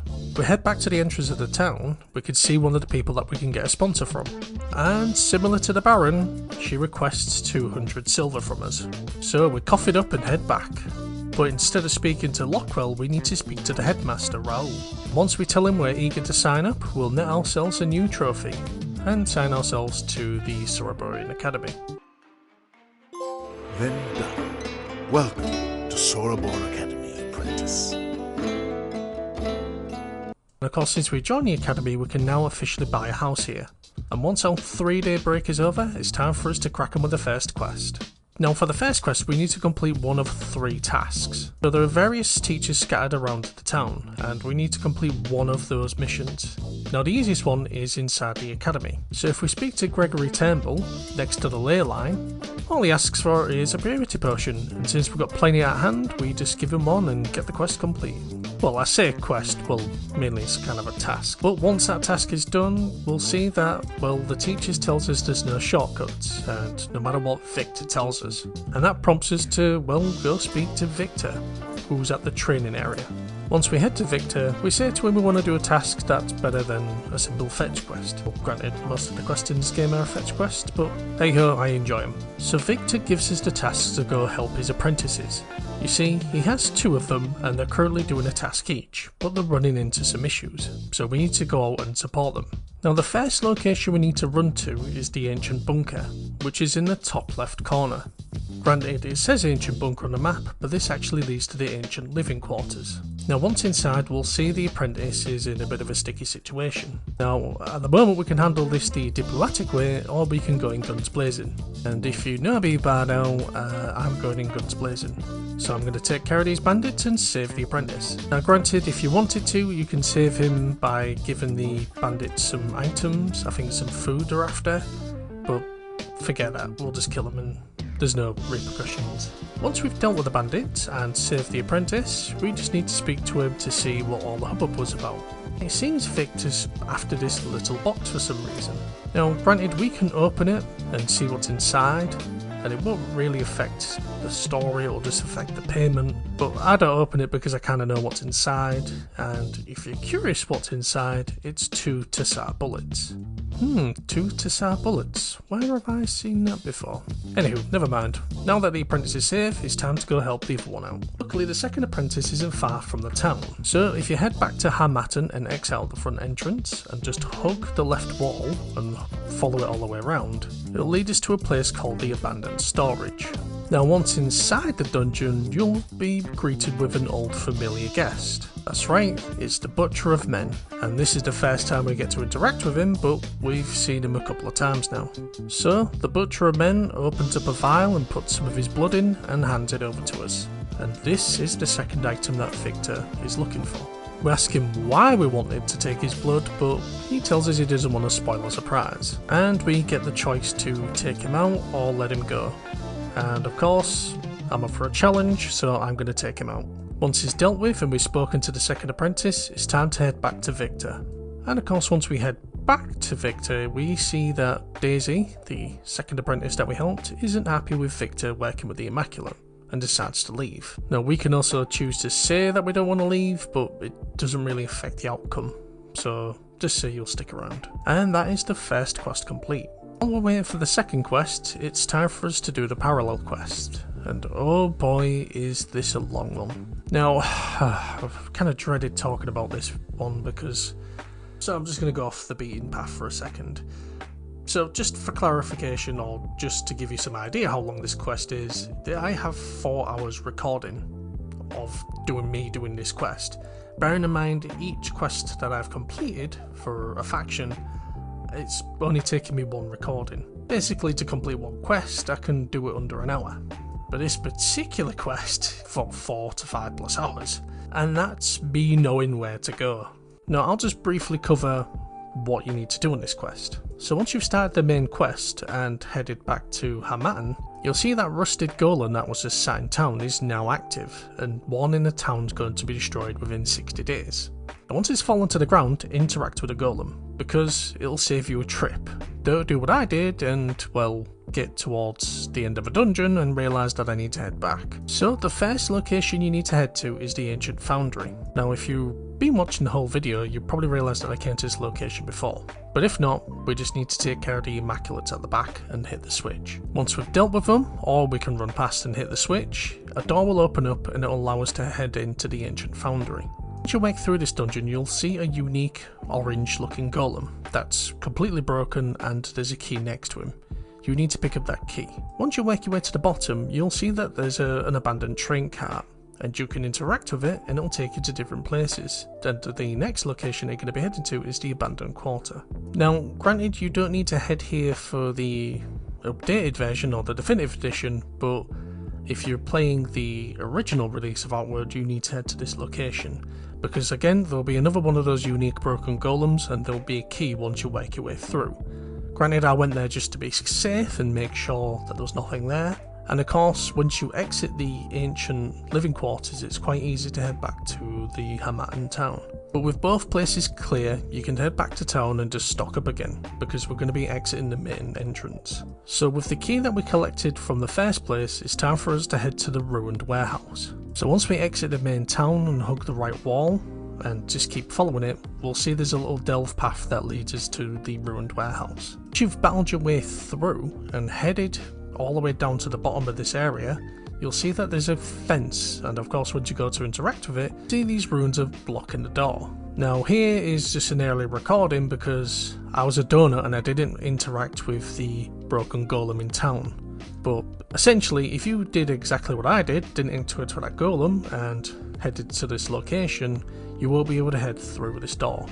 And so, I head back to town, interact with Golem, and go back to this exact same location, and you can see that the gate is finally open. Now, in order for us to progress to the next area, we need to interact with these 3 console commands. Now, in a moment we're going to be fighting a boss, and each one of these commands that we select are going to impact the boss's, well, stat. So, for example, one of the commands is having the boss have a sword, or a halberd, or a hammer. So the second console command allows me to manipulate to have ice vents, heat vents, or corruption vents. Now, of course, I choose the heat vents because, of course, my armor gives me heat resistance. With the third console command, I just select the middle one. And since we've interacted with the console commands, we can finally head in. And we can see that we're going to be fighting this big titan. Luckily, we can buff up and slowly descend into the arena. Once he's defeated, we'll get a chakram and one of the golem keys here. And since this boss is defeated, it resets the timer to 60 days again. So of course, if you've died a couple of times during this and you're really close to the 60-day mark, congratulations, it's been resetted. Now that the titan's defeated, it's time to head to the bottom of the ruined warehouse and interact with the trains there. Interact with the train panel and hit the next set of destinations and head to the manufacturing factory. Once you work your way through the factory, you'll find one of the golem keys. Once you grab the key, head back to the train tracks. Once you're back at the train tracks, head to the testing area and work your way through that area. Now, you just need to work your way through the testing area, and again you'll see one of those unique golems, but instead of a golem key, you'll find a train key. Once you get the train key, head back to the train platform and you need to interact with a panel that will unlock the gate. And once you do that, you'll unlock new areas that you can explore. And the next area that we're heading to is the loading dock. Now, once you work your way to the top of this area, you'll enter into a quarantine room, which will be another boss fight. So buff up and be careful, and because this boss can hit a little hard. Once the boss is dealt with, it again resets the counter to 60 days. But once we exit out of the area, we'll finally see our third key. Once we've got the key, head back to the train tracks and then head to the mana station. Work your way through this area and you'll find the final key. And with all 4 keys assembled, it's time for us to head to the Forgotten Research Laboratory. Once you're in the Forgotten Research area, if you look straight in front of you, you'll see a panel where we can insert the 4 keys and pull down a switch. Once we've done that, the door in front of us will open and we can proceed to work our way through it. When I mean walk your way through it, I mean battle your way through. Now, luckily, this is the final area, and once you get to the boss's room, you'll be prompted with some dialogue to say, well, no one's going to be stopping me. And this is your chance for the game to tell you that, hey, you're going to be fighting the boss in a minute, make sure you buff up. So that's what you're going to do. So I lay out a tent out here and rest up and make sure I'm buffed up and ready. Now, once inside the room, you'll be greeted with the boss, surrounded by a barrier, and 4 of his minions. So in order to do damage to the boss, you need to take out the 4 minions and he'll drop his barrier. Once his barrier is dropped, you can now wail on him. But you need to not get too greedy here, because he does a little bit of an AoE attack once he starts to revive his creatures. So the combat loop of this fight is you drop his 4 creatures, he'll drop his barrier to do a move to revive them, but in that moment you wail on the boss. Rinse and repeat. Now once the boss is defeated, you'll be blessed with a nice new armor set. And you'll be happy to know that we don't need to run all the way back. So if we just walk down the stairs and take the door to our left, it'll lead us right to the academy. And since we're at the academy, we just need to speak to the headmaster and let him know that there's no longer a threat in town. And we'll be blessed with a trophy, and that, ladies and gentlemen, is the final parallel quest that we need to complete. Yippee! Enjoy your reward.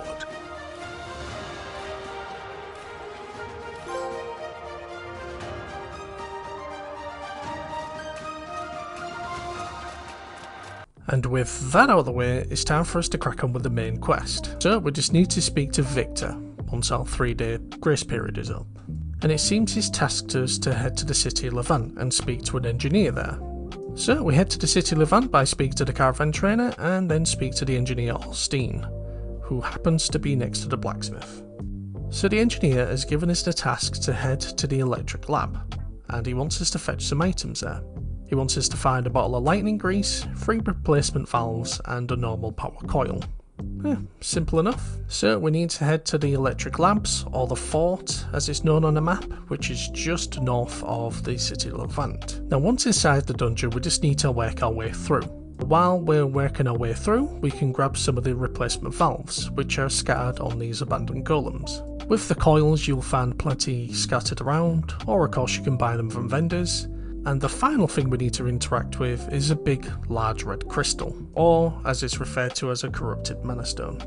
But once we have the said items, we can head back to the engineer. While we're giving the items back to the engineer, he also gives us a package that he wants us to deliver to one of the deans in the academy, who is also referred to as Mr. Turnbull. So while we're heading back there, why not, we'll drop it off. We head back to Victor and let him know that the job's done, and well, he'll give us a measly silver and some body armour. And of course we've risked life and limb to be given nothing but Kosovan change. So he'll tell us that we can head back to him in a couple of days. But while we're waiting, we've also got this package to drop off to Mr. Turnbull, who's located inside the academy. Now once we speak to Mr. Turnbull, we let him know to be very careful about the Immaculate that are roaming around the area. And then he drops a bombshell on us that he's working with the Immaculate. And of course he tells us to head into his secret base, which is located behind a pillar, behind, well, where he stood. And we'll see that one of the apprentices that worked with Victor is now working with Gregory Turnbull. And it seems Mr. Turnbull is trying to find a way to cure the Immaculate's rage.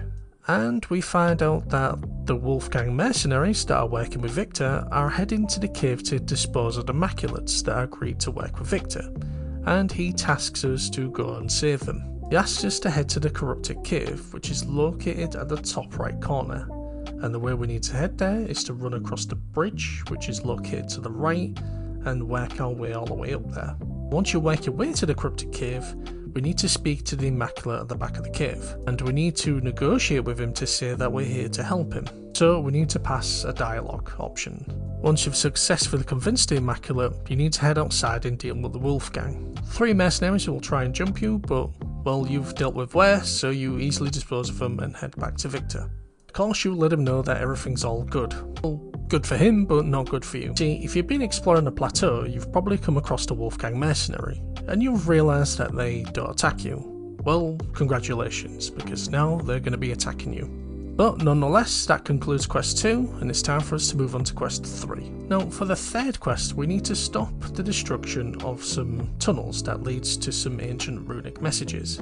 Now, Turnbull believes that these ancient texts are a key to stopping the Scourge from going berserk, and it seems that we have a 20-day limit in order to stop this from happening. So for this quest, we're given 5 optional objectives. Granted, I say optional because you don't need to do them all, but we need to at least do 3 of them.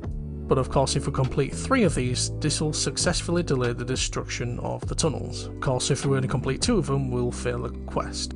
The first and easiest one to do is to speak to Hugo Lockwell and ask him if he can help us delay the explosion of the tunnels, and he'll agree to help us for a sum of 300 silver. So we oblige and give him this 300 silver. That's one done. The second objective we can complete is to sabotage the golems that are located in the ruined warehouse. All we need to do is work our way to the bottom of the warehouse and interact with a golem there and sabotage it. Now the third location we need to head to is the Wolfgang mercenary camp, which is located at the south of the Antique Plateau. Now once we head to the camp, we just need to interact with the 3 detonators that are scattered around the camp and make sure they're disrupted.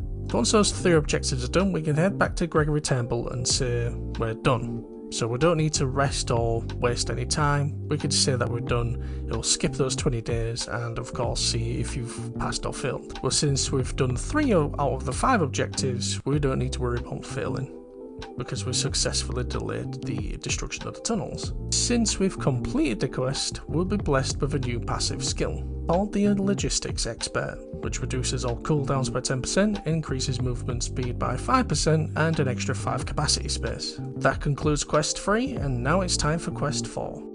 So for the 4th and final quest, it seems the brown stuff has hit the whaley thing. It seems the Wolfgang mercenaries are going to be attacking the Immaculate that are held up into that cave, and of course the headmaster's got wind that we've smuggled an Immaculate into the school grounds. and has requested an inquiry into the matter, and we need to defend ourselves in a debate. Now, if you failed most of the quests, you would have to do these optional stuff to make sure you have a perfect outcome, but since we've passed all our quests or not failed anything, we can head straight to the debate and not do any side content. So we need to head towards where the training ground is, and of course you'll see all the teachers there, and we need to stand in the middle and debate the headmaster.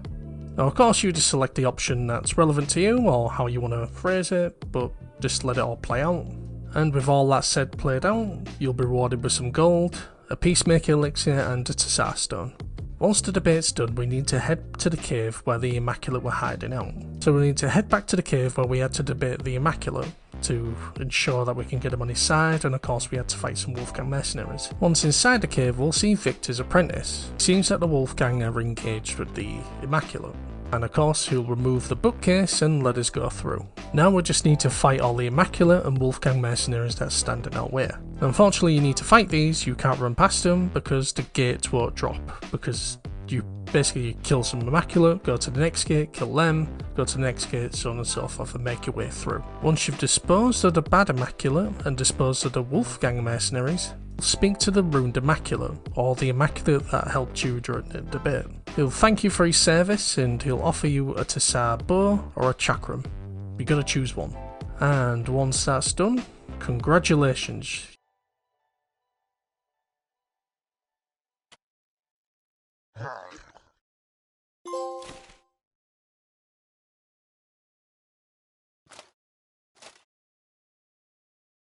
And since that's 4 out of 4, we've netted ourselves the Master of Rye trophy as well.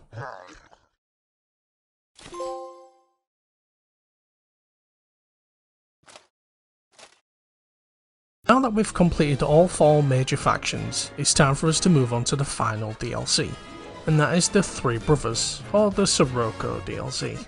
So in order to tackle the DLC, we just need to select one of our 4 major characters, that's complete the main story, and head to the city of Berg. But there is a huge problem. I am broke. You see, in order to even attempt to do the DLC, you need money, and lots of it. It's because, well, not to jump the gun here, but we're going to be doing a lot of building and we need a lot of money for the resources. Now, you're probably wondering how much gold we're talking. We're talking around about 500 gold bars. That is the bare minimum. In order to do it comfortably, you're going to need around about 600 to 700 gold bars. But my 2 pence, you should have all that gold. You've completed the story 4 times. And that leads me to another problem. All the money that I've accumulated from completing the stories have immediately gone on to my new characters. So, completing character 1, all the money that I earned from character 1 went on to character 2, then the money I earned from character 2 went to character 3, and well, yeah, you get the point. And also, not to mention buying the houses as well, and of course potions and other bits and bobs. So I've only got about, what, 10 gold bars to my name, 20 at this point? So I need to earn some dough fast and quick. But how? Could just run through some dungeons and just sell the loot, but gosh, that'll just take time. Now, me thinking out loud off here, just going off script here, I think the reason why you needed so much money for the DLC is because, well, players accumulated so much gold. Because, well, Outward was released in 2019, but then the DLC was released at the end of 2020. So I imagine a lot of players have accumulated a lot of gold from making the characters, and so it gave them a reason to, well, utilise their gold. Anywho, back to script. But, geez, what the hell am I going to do? I need to get this money quick and fast. But how? But that's when I had a little bit of a brainwave. If I just take you back to memory lane from when I completed the Holy Missions quest line, in order for me to get Ollie's sword, I had to save the game, put it to the cloud, do the bad part, get the sword, give it to player 2, and then reload my old save. What if I was to do something like that, but with money instead?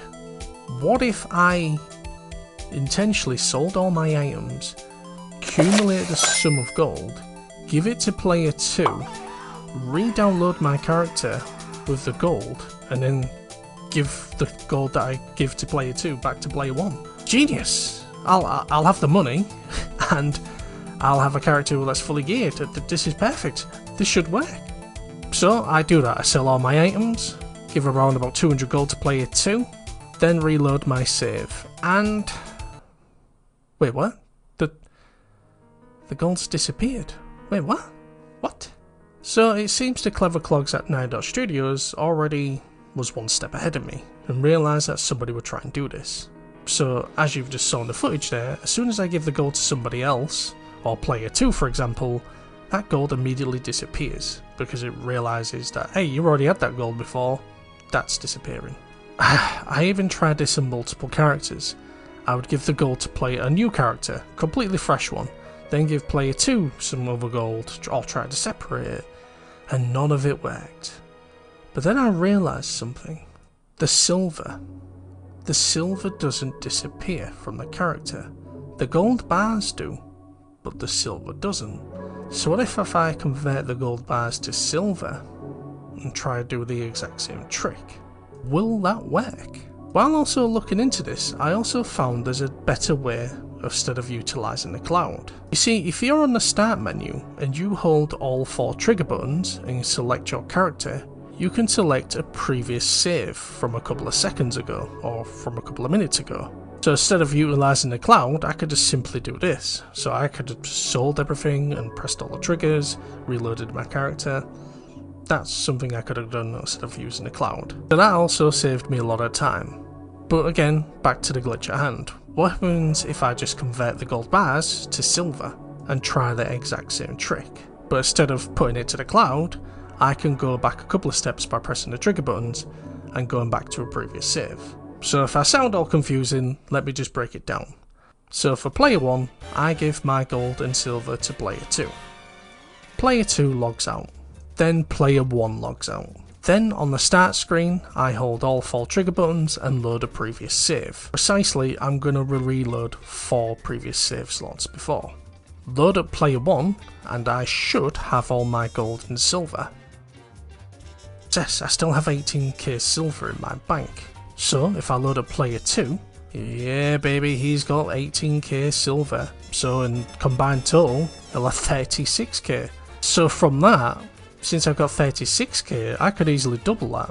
If I give that 36k back to player 1, reload, log out, log back in, give that 36k silver to player 2, log player 2 out and log player 1 out.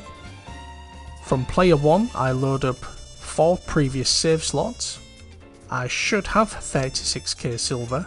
So from the main menu of player 1, I hold all 4 trigger buttons, load up 4 save slots prior. I should still have loads of silver, and player 2 should still have the silver that I've gave it. And it works. And let's just say I went a little bit overkill. And at this point I had over 800k in silver. And while doing this, I realised that I wasted a lot of time. A lot of time accumulating money the old fashioned way, when I could have just glitched it. But then of course I realised it kind of beats the point of the game and I'm kind of cheating and breaking it. So I'm glad I'm showing this at the end of the video, so then you guys will probably have done it the legit way, but now you're seeing the cheating way as well. So we all win! Sorry if you had to grind a lot to get the money, but yeah, here's a little glitch that you know now. So with our money problems out the way, we can finally start the Sorobor DLC. Now that our money issues have finally been resolved, it's time for us to actually start the DLC. So once we're in the city of Berg, it's time for us to head to the inn and speak to the courier. Once we speak to the courier, he'll give us a letter from Damien Lockwell that's given us a secret mission to head to the city of Sorobor. And just before you're about to head off, the courier drops a bombshell on you. It tells you that Caldera, the region that you're going to be heading to, is severely hostile, and the creatures there have learned that they can penetrate even the most resistant of armour. So the game is basically saying to me, yeah, you know that Tsar Armour that you got? Throw it in a bin, because it's going to be useless in this DLC. So if you did spend 3 playthroughs getting this armour, oopsie. So if we need to do any more final preparation, like getting potions or food or anything, it's time for us to grab that now. Once we've prepared and exited the city of Berg, it's time for us to head to the south exit, which leads us to Caldera. And once we arrive in Caldera, we just need to go south again to the old Sorobor site. And of course, if we see any creatures on our way, we need to back away, not today, disco lady. Because we are getting into any fights with this armour, and you'll see why later. Once we get inside Old Sorobor, we'll see that there's a little bit of an altercation. And once that altercation has been dealt with, it's time for us to speak to our 3 new compadres, Joseph, Angeline and Dorian. Once we've had a brief conversation with them, we can see that Old Sorobor has fallen and it's under some new management. And it seems their current city, Old Sorobor, is, well, falling apart. Evangeline suggests that we migrate to the Old Stone Quarry, which is located to the east of the region. So we agree to meet them 3 there and head to the Old Stone Quarry. Once we get to the quarry, we can see that the residents from Old Sorobor have set base here already. Now it's time to speak to the 3 new managers and let them know that we're here to help. And once we finally speak to these 3, we'll get roped into a new mechanic of the game, and that is construction. But we're going to be helping the new residents of Sorobor of building up their city again. In this entire area, we have access to build new buildings. So we speak to Joseph if we want to build any buildings, we speak to Dorian if we want to deal with the financial side, we speak to Evangeline if we want to handle the prospecting side. Once we're done speaking to these 3, we'll be blessed with the Let 'em Eat Magma trophy, which is our first Sorobor DLC trophy. Come see me as soon as you can. We've got building plans to lay.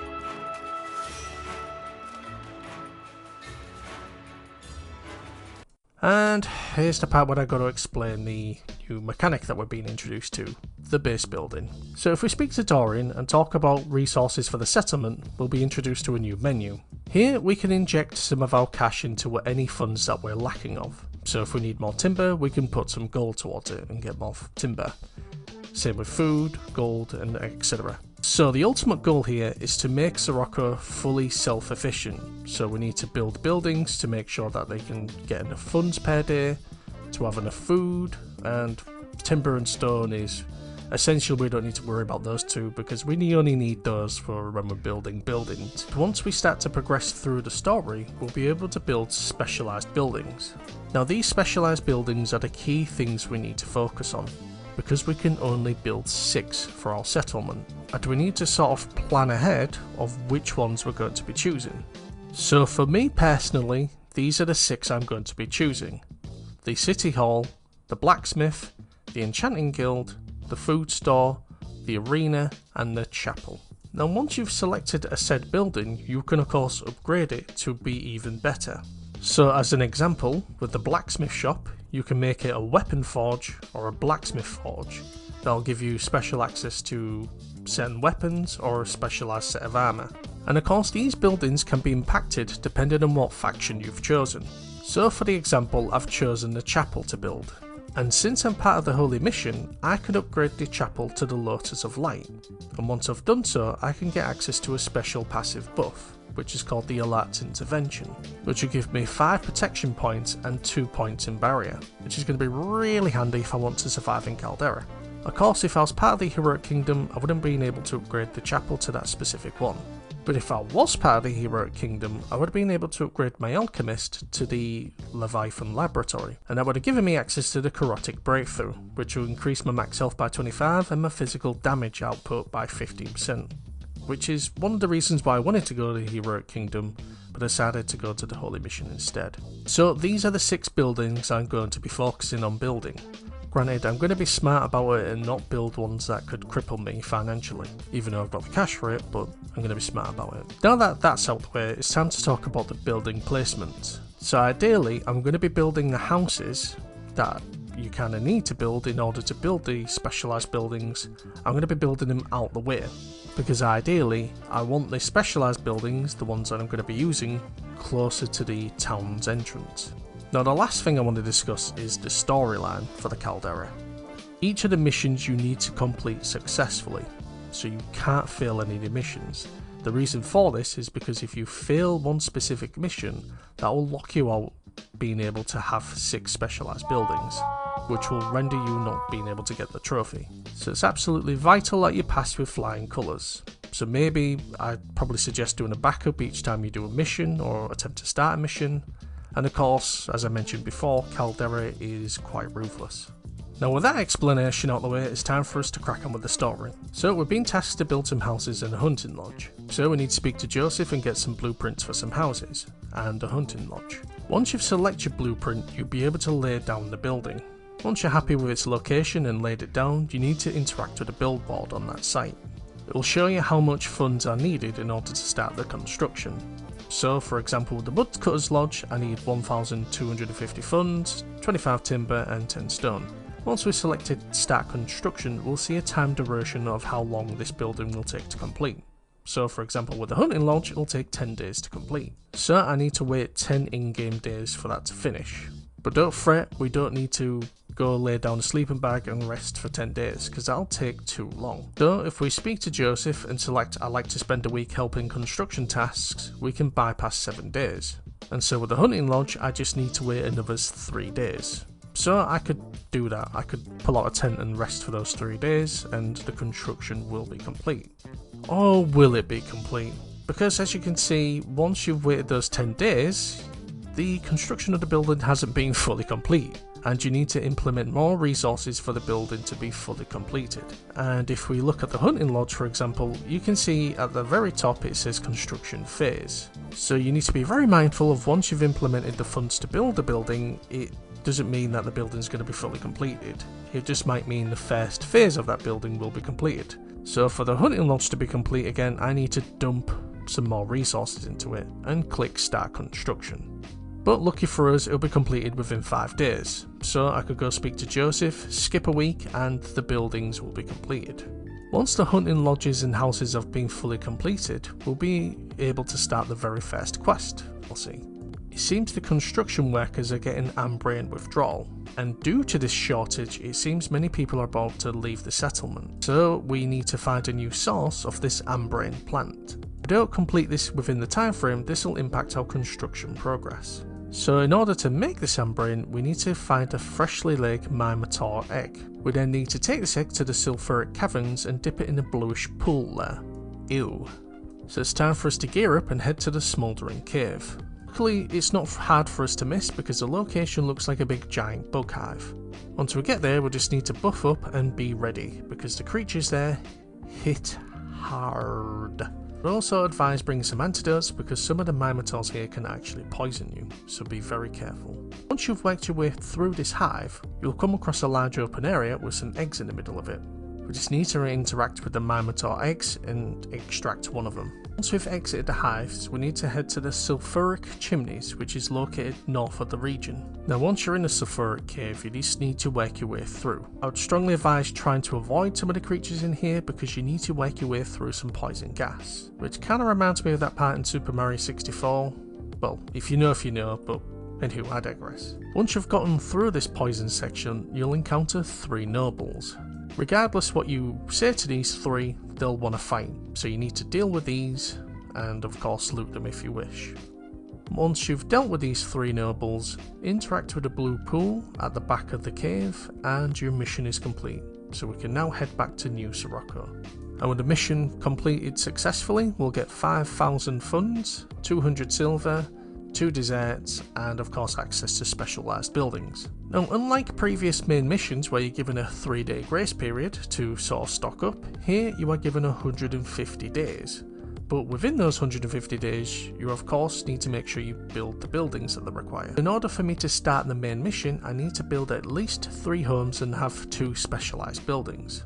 And it's at this point that I buy the main specialised buildings that I'm going to be focusing on. So the first 2 buildings that I'm going to build is the embassy and the blacksmith. And of course once they've both been built, it's time for me to start the second quest. We've been tasked to take this large chalcedony crystal to the bowels of Old Sirocco. So we just need to take a crystal, head to the depths of Old Sirocco, which is the old city by the way, and heat up this crystal there. But there's an issue. This crystal is large, and it's very heavy. The only way we can carry this crystal is by dropping our backpack and carrying this crystal like it's a backpack, essentially leaving us with no supplies.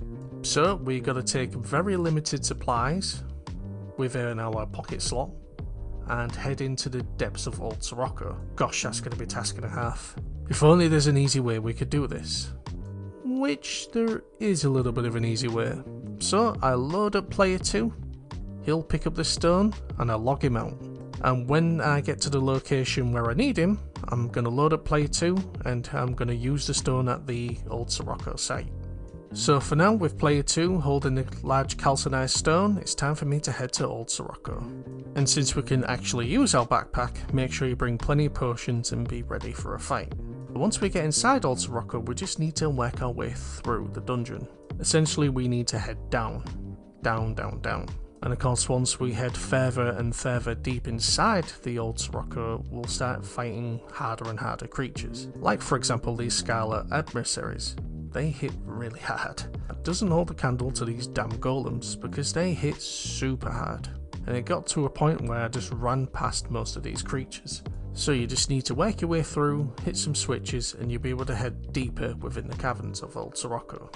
Once you've hit the switches to the gates, you'll be able to head back near the entrance and head into the eldest brother. Here is where it gets very dangerous, because there's these damn golems, and these things hit fast and hard. My advice for these golems is to run. Just run past them, because at a certain point they'll stop aggroing you. Saying that though, this is my advice for most of these creatures in this area, and just run and head towards the ladder at the end of this section. Now once you've battled, if you're a hero, or ran past all those awful creatures, you'll get to the heart of the volcano. Now of course we need to clear the area because we need to summon player 2, but luckily these creatures are easy, so once you've disposed of them, we can then relax and summon in player 2. Once you've summoned in player 2, get him to interact with a pedestal that's in the middle of the room. The stone will conduct loads of heat and become a charged forged stone. Get player 2 to pick it back up and log him out. Now we just need to exit old Sorobor and head back to new Sorobor. Once we're back in new Sorobor, log in player 2, get him to drop the stone and log him back out. And then get player 1 to pick up the stone and give it to Joseph. And with that done, quest 2 will be successfully completed and we'll now get a 15% decrease in all our resources used on buildings. With quest 2 complete, if we speak to Joseph, we can now upgrade our specialised buildings. So in order to start quest 3, we need at least 3 specialised buildings and 1 upgraded specialised building. So for the third thing I want to build is the chapel. But of course, in order to build the chapel, I need a rare material. And I guess this brings me to the point where I need to explain about rare materials. In order to harvest these rare materials, you will need a pickaxe and a fishing harpoon. Now there isn't a set location where these rare nodes will spawn. You'll find them scattered all around Caldera. Now there are maps online that will show you a location of where they're most likely to spawn, so you just need to run around Caldera and mine these nodes. But of course be mindful, because each node weighs up to 6 points, or 6 grams of weight, whatever the capacity is. Now once you have these resources, you need to head back to Evangeline and have her appraise them. It is completely random what specific resources you might get. So in order to combat this, the game added a nice little failsafe feature. See, once you've had 10 resources appraised by Evangeline, you can ask her to hunt for a specific resource. So once you've had 10 appraised, you just need to select head out for a special expedition for a specific resource. So for example, I needed volcanic veins for the chapel upgrade. So I asked her to head out on a special expedition and I needed a rare plant material and selected the volcanic veins. She asks me to wait 24 hours. So once I've waited those said 24 hours and speak to her again, I'll have that specific resources that I'm looking for. And of course you can repeat this method once you've had her appraise 10 resources. And so once my buildings have been upgraded, it's time for me to start quest 3. So it seems New Sorobor is facing a couple of issues. It seems that the temperature is fluctuating and we need to find a way to resolve it. So Evangeline comes up with the idea of moving the Ember Heart from the eldest brother to New Sorobor. So in order for us to move this, we need to seek the help from somebody called the Djinn. The Djinn, I assume the D's silent? Screw it, I'm just going to call him Djinn for the sake of this video. And the Djinn lives inside the oil refinery, which is located at the top right corner. But in order for this Djinn to listen to us, we need an amulet. Not just any amulet, it has to be a special one, of course, and sadly the only people that have it are the nobles. And this particular noble that has this amulet is located on the Ark of Exiles. Now this particular location, the Ark of Exiles, is quite unique to the area, because it's a moving fortress. Think of it as kind of like a Howl's Moving Castle. But granted, you don't see it physically move, it just kind of teleports to certain locations. So we need to find the Ark of Exiles, but luckily it's kind of easy to find, and it's a big huge tower, so it's kind of hard to miss. I got kind of lucky here because as soon as I exited the New Sirocco, I could literally see it in front of me, so I just ran towards it and entered inside. We just need to fight our way through this fortress and head towards the cells. Now once you're in the holding cell area, you'll just see one noble that's locked inside a cage. Now I would advise before speaking to him, make sure you're buffed up and ready for a fight, because, well, you're gonna have a fight. Because that said noble will transform into a Scarlet Emissary. Once this noble is defeated, we can now exit the fortress and head towards the old refinery. Now of course you're thinking you just simply need to go to the old refinery, run in and defeat the Djinn and exit out. It's a little bit different this one. You see, the old refinery has two entrances. Now the entrance we need to go to is the main one, but as you can see there's no bridge to get towards it, so you need to run around the mountains to get to this said location. Now the second location, or the one that most people will probably go to, I don't actually have this footage on this particular recording, but granted, do bear in mind I do actually come back here, but I'll explain that later. But for now we'll just focus on Quest 3. So in order to get to the front entrance, you need to run all the way around the oil refinery. So as a point of reference, I'd say run towards the Vigil's pylon. So as you're running towards the Vigil's pylon, you'll see that you can actually get to the oil refinery's main entrance. So we just need to hobble down these cliffs and ta-da, we're at the entrance. But of course our problems don't stop there, because you see, in order for us to progress, we need to hit two switches. The first switch is kinda hard to miss. As soon as you wipe out the lion monsters, you'll see the switch right next to them. Start to notice the oil is disappearing and more areas are becoming accessible. Once we've hit that switch, we need to head back towards the entrance, because now another pathway is opened up, which will lead us towards the second switch. But of course be very careful, because this second switch is guarded by a gargoyle. So we just need to hit the switch and yeet on out of there. If we head back towards the first switch, we can see there's more areas that we can explore now. And there's two more switches we need to press. The first switch is just as soon as we run down, we'll see it right next to the newly opened area. And the second switch is guarded by, you guessed it, another gargoyle. Once all four switches are pressed, we can finally access to the Djinn. But we need a key first. And this key is guarded by two jellyfish. So we need to kill these two jellyfish and grab the key that's next to them. We finally got the key, we can finally go and talk to the Djinn. And when I mean talk, well, you should know this by now, but we gotta fight him. And let me just say this, he is no pushover. Because this boss has multiple phases. Because you think, oh, I'll just slap him around a couple of times and easy peasy, done, he'll be on my side. Once you've beaten him the first time, you have to speak to him again and fight him a second time.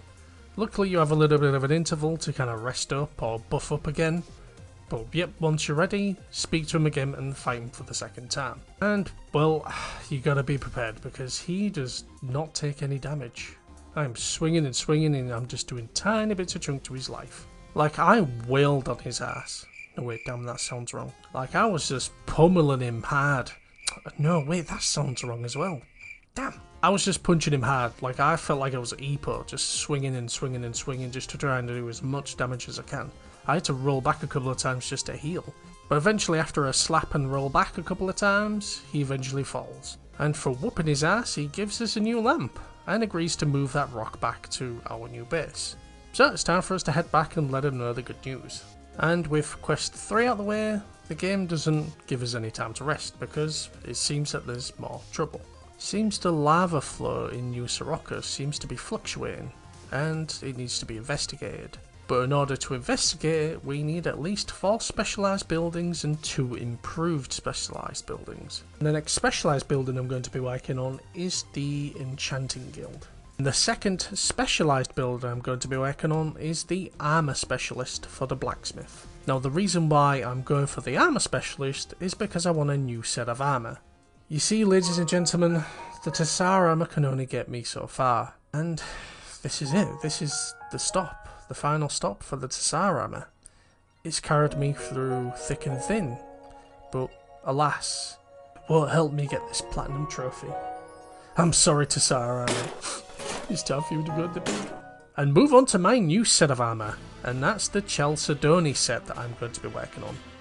Why I'm going to be working on this set? Because, well, once you've got a full set of this armour, you'll have 14 points in protection and 8 points in barrier. So essentially it's like the Tsar Armour, but there's extra points in barrier.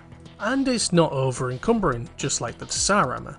So I should be able to run fine with this. Well, kinda, I still get a penalty in running, but hey ho, should be fine. Now, in order to make a full set of Chalcedony armour, I need 11 Chalcedony ore and 4 Nephirite gemstones. Now, in order to get the Nephirite gemstones, I need to fight an awful creature that I don't like in this game. And it's these damn snail creatures. I mean, seriously, if you play this game and actually fight these creatures, they're a menace. And I've had cases where they just one-shot me as well. Like, they just hit really hard sometimes. And also, did I mention that they health regenerate too? Ugh, gotta get 4 of these stones as well. And they don't always drop it as well. But with a bit of grinding, I finally get those 4 stones. And the ore's pretty easy to find. If you exit out of New Sorobor and run to the left and head towards the Grotto Chalcedony, find loads of ore chunks there. But after assembling all the materials, I finally have myself a new shiny set of armour. It kinda reminds me of the Stalrim armour from Morrowind. If you know, you know. But I digress. With a full set, I have now got 21 points in protection and 10 points in barrier, which is going to be very, very helpful. And with the enchanting guild created, I can now start the final quest. After speaking with the gang, we find out that the lava is rising by 3 inches every day. And if we don't resolve this issue, the lower levels will be flooded. Do you recall when I mentioned that if we don't fully complete these quests perfectly without failing, we could lock ourselves out of a trophy? This is one of them. You see, if we don't complete this quest without failing, we lose the ability to access the lower levels of New Sorobor. So that will lock us out of 2 trophies. The first trophy it will lock us out of is getting 6 specialised buildings. The second trophy is defeating all 4 secret bosses in Caldera. Now granted, I'll explain this one later, but let's just focus on quest 4. So we need to stop the lava flooding, but how? During this dialogue exchange, we'll see somebody called the Crimson Avatar is not happy with us and wants to wipe us all out. So we need to take care of him before he takes care of us. But how?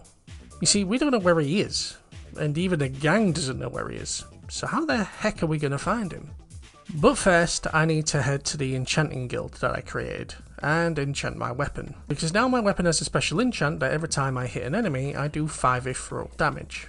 So it's pretty handy. But back to the quest at hand. How the hell do we find the Crimson Avatar? Well, it's pretty easy. Once you exit out of New Sorobor, you'll start to notice something strange in the sky. Some floating rocks. And if you head towards that said area, well, you'll just see this. A floating meteor with a cave that we can enter. So, we're gonna go in that cave. Maybe the Crimson Avatar's hiding out there. Once we head inside, we'll be greeted with every fire creature under the sun. So it's handy at this point if you have plenty of ice varnishes, because it's going to be handy here. But this particular area is very easy to access. There are multiple areas that are locked off, but one will be open. So you head to that particular location, kill the enemies there, hit the switch, and a new location will be opened in the centre. You head into that door, hit the switch, and well, you kind of get the process by now. But eventually the last door that you go through will take you up an elevator, which will lead you to the final boss. And before you fight the final boss, you'll have a bit of a conversation with him, and well, this is your warning to buff up and get ready. And let me tell you, this boss is not a pushover. He is pretty tough. But luckily he is weak to ice, and I have the perfect weapon for him. Ah, the good old Brand sword. I guess you didn't think this sword would make an appearance, eh? After getting the Maelstrom sword that I've been using throughout most of the game. But no, Brand's going to come in handy for this boss fight. And of course with an ice varnish, he's going to do more damage. With this fight, I should also know not to get too greedy here. Do some damage, pull back, because as you'll see, he will throw everything at you. Kind of feels like a shoot 'em up game, or a shump as they're called. Just got to avoid the projectiles and moving close and hit him. Eventually he'll wind up a swing.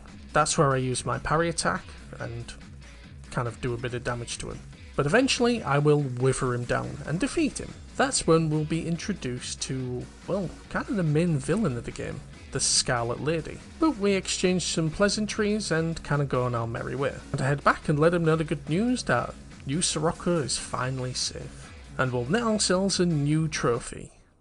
Yeah, about this trophy.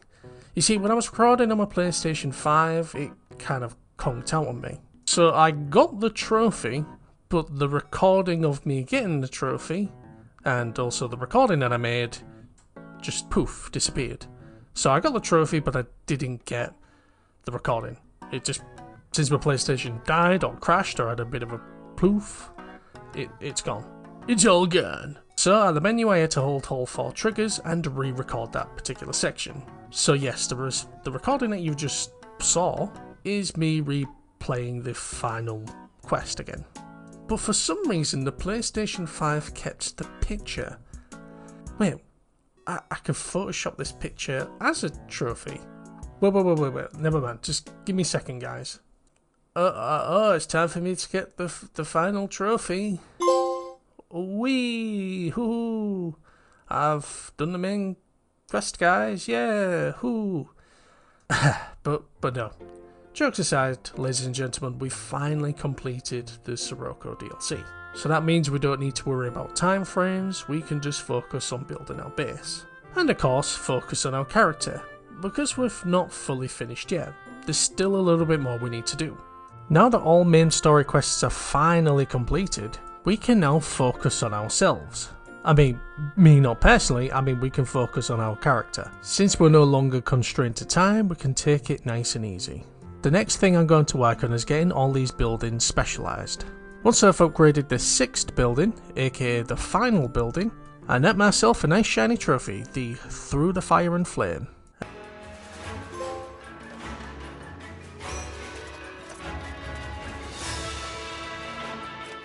And now with 6 fully upgraded specialised buildings, I can finally work on my character. The first thing on the menu is enchanting my new armour. I'm going to be adding a particular enchantment to my armour, and that is the Sheltered enchantment. This gives me some extra points in barrier. This gives me 2 points in the body, 1 point for the helmet and boots. And with the Alat's blessing I'm getting from the church, I'm looking pretty good right now. A lot of points in protection and a lot of points in barrier, so I'm going to be resisting a lot here. The last thing I'm going to be getting for my character here is from the arena. With the arena you have 2 choices you can select, so you can choose to create the training grounds, which will give you access to the weapons master, or the combat academy, which gives you access to the specialist. Now the one that I've chosen here is the specialist. Now with the specialist you get access to some interesting passive skills. One of them will give you a buff, but then also you might get a debuff. So for example, the Brawn passive that you can select, which increases your physical damage by 25% and your max stamina by 25%, but it also lowers your elemental damage by 40%. Now all of these are pretty handy depending on what character build that you've created, but I'm only after one particular passive, and that is the acrobatics one, because that increases your rolling by, well, I mean, you can see right now what I'm doing. The rolling is absolutely insane, you just fly across the map. But the only drawback here is it increases the amount of stamina they use. It's a fair trade-off, so I'm going to select that. So I've pretty much covered all the buildings that I've upgraded, besides one of them, and that is the food store. With that one I just created the communal garden, which each week you can select food from a crate, which is kind of handy, and also you get a good amount of money and funds to add towards the city building. So that is it, ladies and gentlemen, we're finally done with Sorobor. For now, because now we need to focus on the miscellaneous trophies and of course the more difficult one. The first miscellaneous trophy that we're going to be working on now is the Legacy of Master Hunter trophy. To unlock this trophy we just need to obtain 3 items of Zorn's hunting equipment. The 3 items that we need to obtain is a Zorn's hunting backpack, Zorn's demon shield and Zorn's glowstone dagger. Now the first one that I mentioned, the backpack, is, well, we've already got it. So we just need to get the other 2 items. But just for a quick recap, if you're not sure how to obtain this backpack and you skipped the beginning part, I don't know why, is you need to head to the Royal Manticore's lair. which is located in the Emniker's forest. Now once you're inside the Royal Manticore's lair, you just need to be very careful, because, well, there's a bunch of manticores there. And of course you can easily get poisoned and there's a bunch of traps. So yeah, it's treacherous and you just gotta be careful when navigating this dungeon. And before you even go into this dungeon, you need a large emerald, because the backpack is locked behind a door. You insert a large emerald and you can obtain the backpack. The second item we need to obtain is Zorn's Demon Shield. Now to get this shield you need to head to the Jade Quarry, which is located in the Hollowed Marsh. Now before going into the Jade Quarry, I would strongly advise making sure you bring plenty of antidotes, because you can easily get poisoned. Since the mine is flooded and the Hollowed Marsh water is, well, poisonous, while you're walking through or traversing through the water you can get poisoned.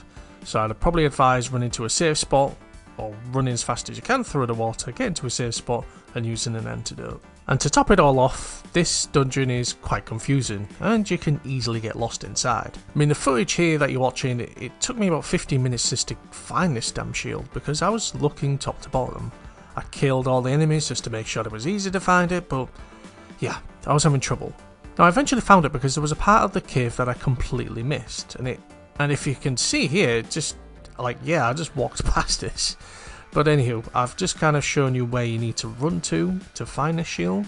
And for a personal reference, I kind of ran back closer to the entrance just to make sure I could easily find it in the future. So with the shield and backpack obtained, it's time for us to obtain the dagger. Now luckily we don't need to go far, because the dagger is located in Hollowed Marsh. However, it's located on an obscure little island. So the dagger's not like the other two items where you just need to traverse through a cave, kill all the enemies, grab the item and exit out. No. 9 Studios decided to screw all that and put this particular dagger on an obscure little island in the Hollowed Marsh. Now as you can see on my footage here, I marked the island that we need to run to on a little square. Now I run to the coast that is really close to it. In order to get to these islands, I need to run across poisonous water. So I need to stock up on plenty more antidotes, even though I've kind of wasted most of them traversing the Jaded Quarry, but hey ho, I just need to go back to town and stock up on some more. Luckily, I've got that really fast roll, so I should be able to roll across with ease. So at this point, you just need to keep rolling and rolling and rolling and rolling, and keep rolling. What? No, but crap jokes aside, you just need to keep rolling. As soon as you get to a little bit of an island, you can of course take a little break, drink a stamina potion, and of course take an antidote and heal up as well. And eventually we'll make it to the little island. Now you might be fooling to think that, oh, I just need to roll to the small island. No. To actually get to the small island, you need to actually roll to the island next to it, because there's an actual tree trunk that you need to walk across to get access to that small island. And once you finally get to this small island, inside a hollowed tree you will find the dagger and net yourself a nice shiny trophy.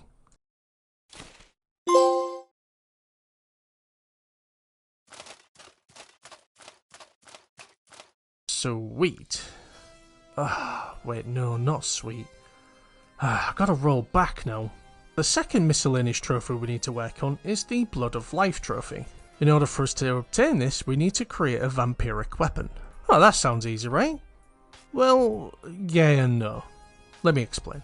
Firstly, we need to head to the Sorobor Academy and get ourselves an enchanting table and 4 pedestals. Secondly, we need to create some crystallized incense. We need to go pick 2 dreamer roots and combine it with an elemental particle ice at an alchemist station. Now, since I completed the Rust and Vengeance quests, I of course obtained a couple of elemental particles. And of course, to all the hoarding I've been doing, I still have a nice healthy supply of elemental particles. But we just need an elemental particle of ice. Thirdly, we need an iron weapon. Now this can be any particular iron weapon that you're comfortable with.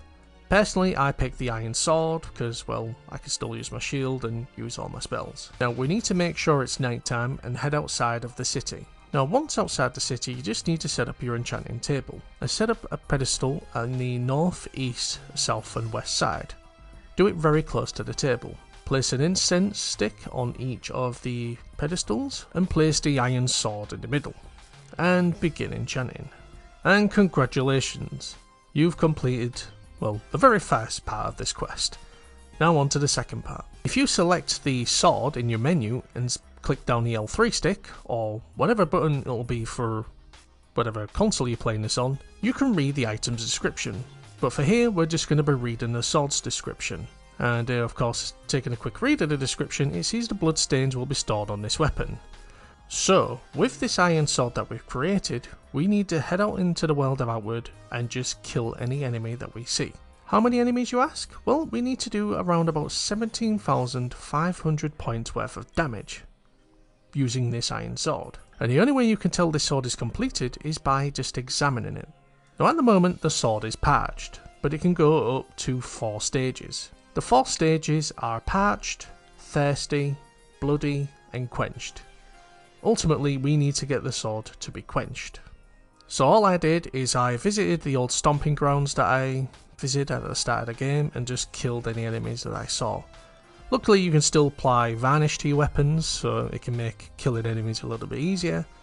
Here at this point I kind of wish that I could use brand or my silver swords, because the iron sword doesn't do that much damage. So after destroying an army of enemies, I check on the sword, and slowly but surely it goes to the next phase. So after some time I eventually get the iron sword to be quenched. Now that the sword is fully quenched, I head back to one of the major cities, speak to the Soroborian caravaner, head back to the city of Harmattan. There I exit out the doors and head to the Antique Plateau. Whilst venturing out on the Antique Plateau, we need to find a particular altar, and that is a blood altar. Now for me personally, the easiest one I go to is the one next to the Corrupted Cave. So if you guys recall the Sorobor Academy Quest line, we needed to head to the Corrupted Cave to speak to some Immaculate. So right next to the entrance of the Corrupted Cave, there's another path that we can take which leads to a blood altar. That's the one I'm running to now. Once I'm there, all I need to do is put the iron sword on the altar, interact with it or set it to enchant, and presto, I earn myself a nice new trophy.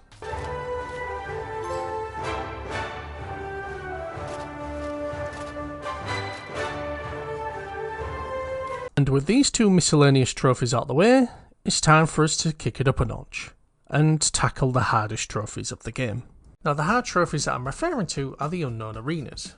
And with these unknown arenas, there are 3 trophies tied to them. The first trophy is Memory of a Legend, which is to overcome an unknown arena. The second one is Vanquisher of Nightmares, which is to overcome 5 unknown arenas. And the last one is the Absolute Pinnacle, which is to clear all 4 hidden arenas in the Caldera region. Yes, that's right folks, we'll be heading back to Caldera soon. But for now, we need to tackle some of the unknown arenas here.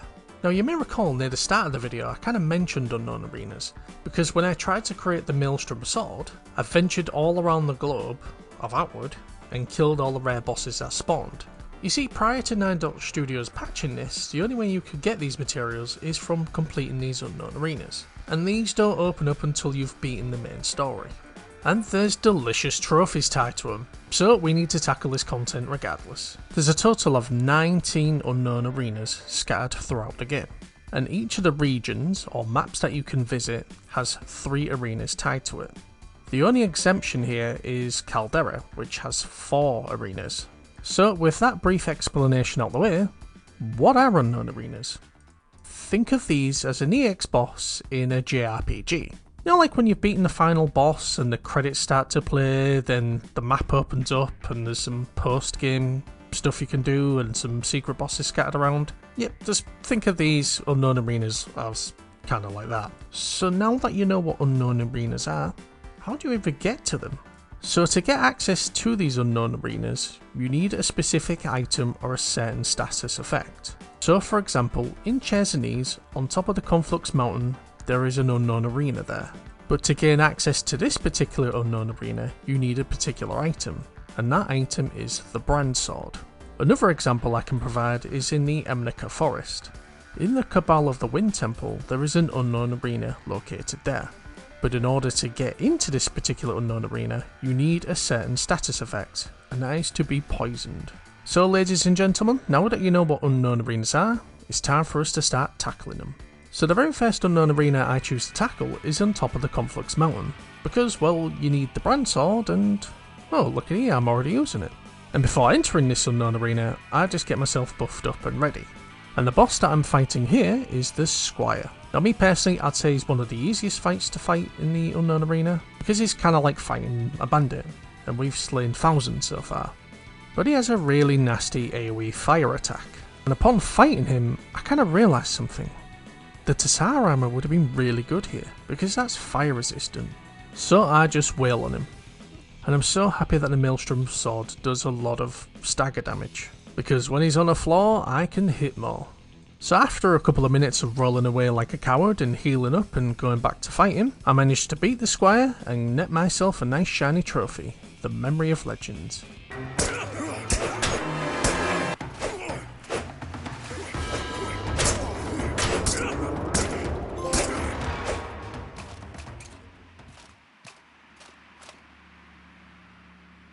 Now the second boss that I defeat is also located in Chersonese, and this boss is located in the Vaultic Hatchery. I'd also say this is an easy boss to fight, and the requirements to fight this boss is easy as well. So in order to fight this boss, we just need at least 5 golden lich mechanisms. And lucky for us, the enemies in here drop that said item. So I'll just kill the enemies inside here and loot their corpses. And once I have 5 of those items, I just interact with this golden orb which is located in the main room. And the boss that we're fighting here is a giant shrimp. And well, I have a little bit of a vendetta against these shrimps because, well, I got killed at the start of the video. And with this boss defeated, that is 2 unknown arenas completed. With the third boss, I decided to tackle a more harder unknown arena. Now the boss that I'm referring to is located in the Kabbalah Wind Temple, and that is the Immaculate Dreamer. Now if anybody in the Outward community is watching this, they'll probably disagree with me, and that's fine. I'd say this boss is a little bit hard because of the requirements you need to do. So in order to fight this boss, you need to poison yourself. Now the best way to poison yourself in Outward is to eat a raw crab eye. You can find a crab eye plant scattered throughout the forest. The easiest one I find is the one located in the city of Berg. So with the crab eye in my pocket, I head to the Cabal Wind Temple, poison myself and interact with a statue. Now as soon as I get in the fight, I neck myself an antidote and roll out the first attack. Now I'd say fighting this boss isn't too bad, it's just some of the moves that he pulls off, like slamming his halberd down and doing a massive AoE attack, and shooting out a big key blast. And since you're fighting an Immaculate, you can also get tainted. I get into a good rhythm and stun lock him a couple of times, and I get scared a couple of times and have to roll away and heal. And he almost kills me a couple of times. But nonetheless, I managed to defeat him, and that is 3 bosses down.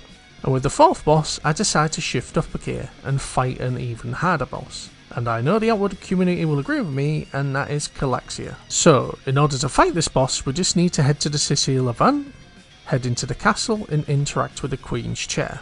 And we'll see a message that we are not prepared. So, what does that even mean? Well, we need all 7 boons active at the same time. So we need Blessed, Cool, Disciplines, Possessed, Rage and Warm.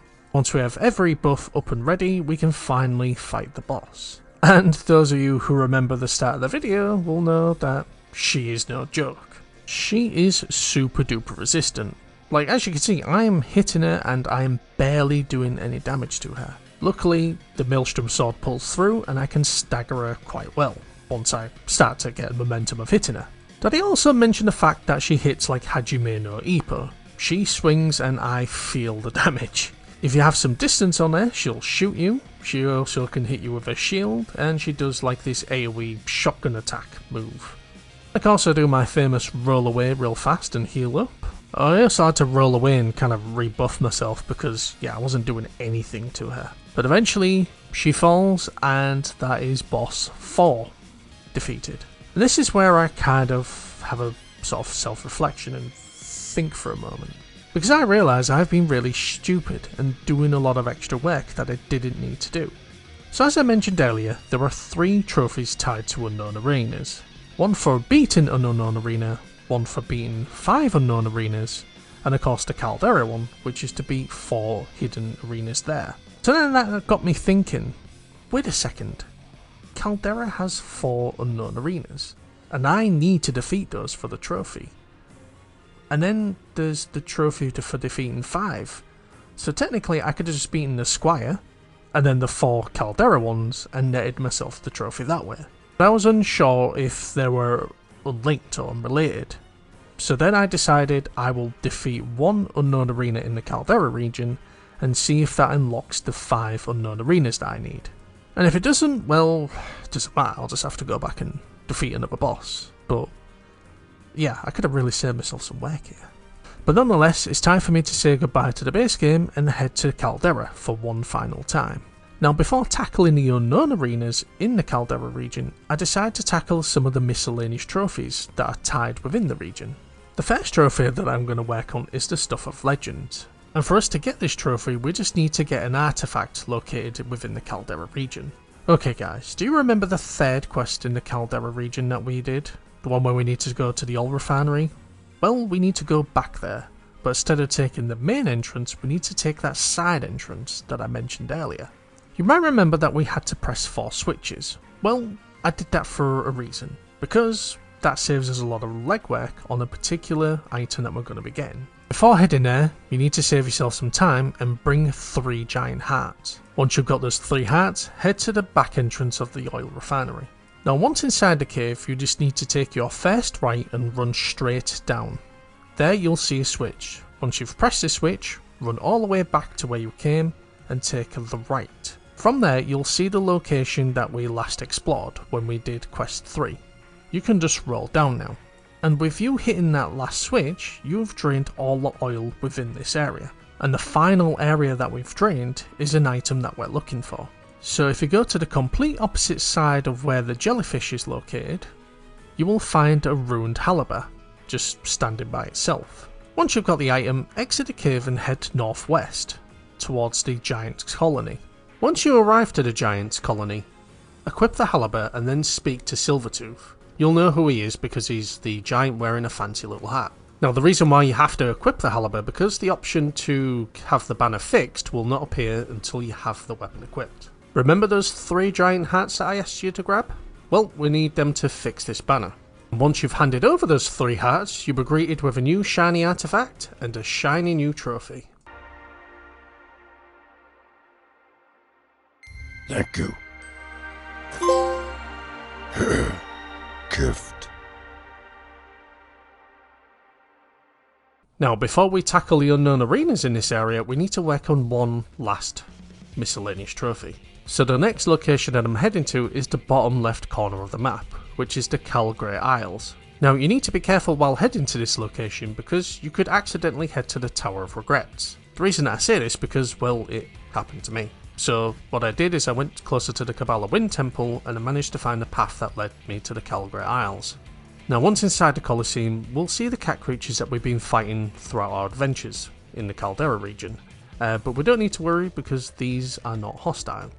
So from here, we just need to speak to the Master of the Colosseum and gesture that you want to fight.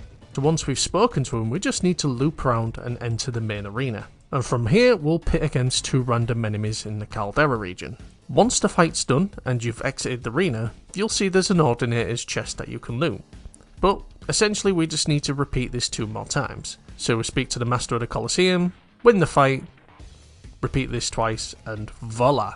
We've earned ourselves a nice shiny trophy.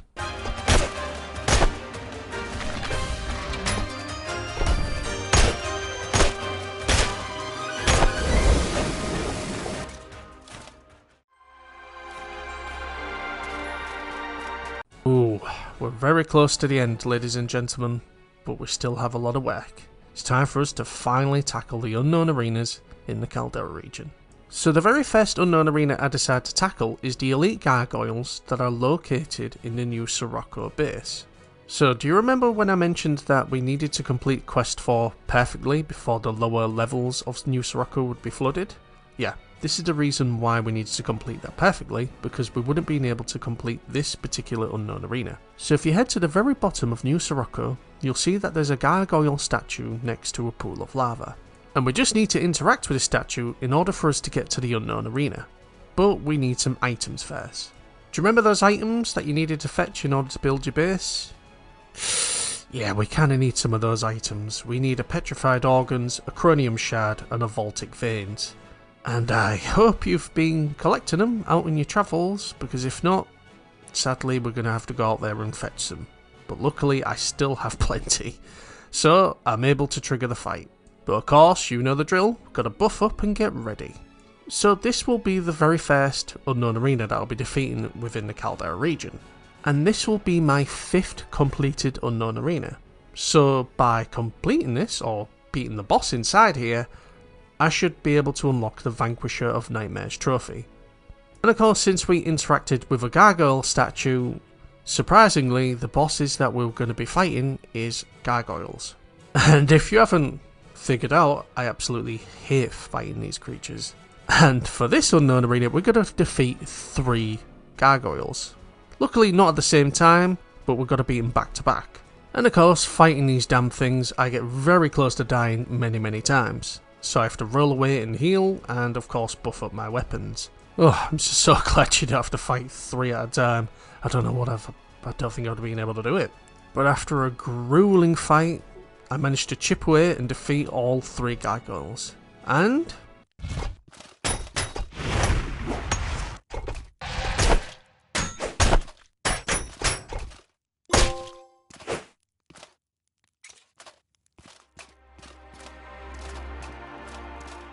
yes, I unlock the Vanquisher of Nightmares trophy. 1 down, 3 to go. Now, before leaving Caldera to tackle the next bosses, I decided to stock up on a couple of items that I'll need in order to trigger the Unknown Arenas. So I venture inside my loot box and grab myself 8 blue sand and 2 vagabond gelatines, which luckily enough I can buy at the shops. So the second Unknown Arena that I decide to tackle is located in the River of Red Cave, which lucky for us is very close to New Sirocco. So once I exit New Sirocco, I head towards the Grotto of Chalcedony and kinda just follow the path round to the River of the Red Cave. Luckily it's kinda not hard to miss because the River of Red Cave... God, I need to stop saying it sounds like a tongue twister. River of Red. River of Red. River of Red Cave?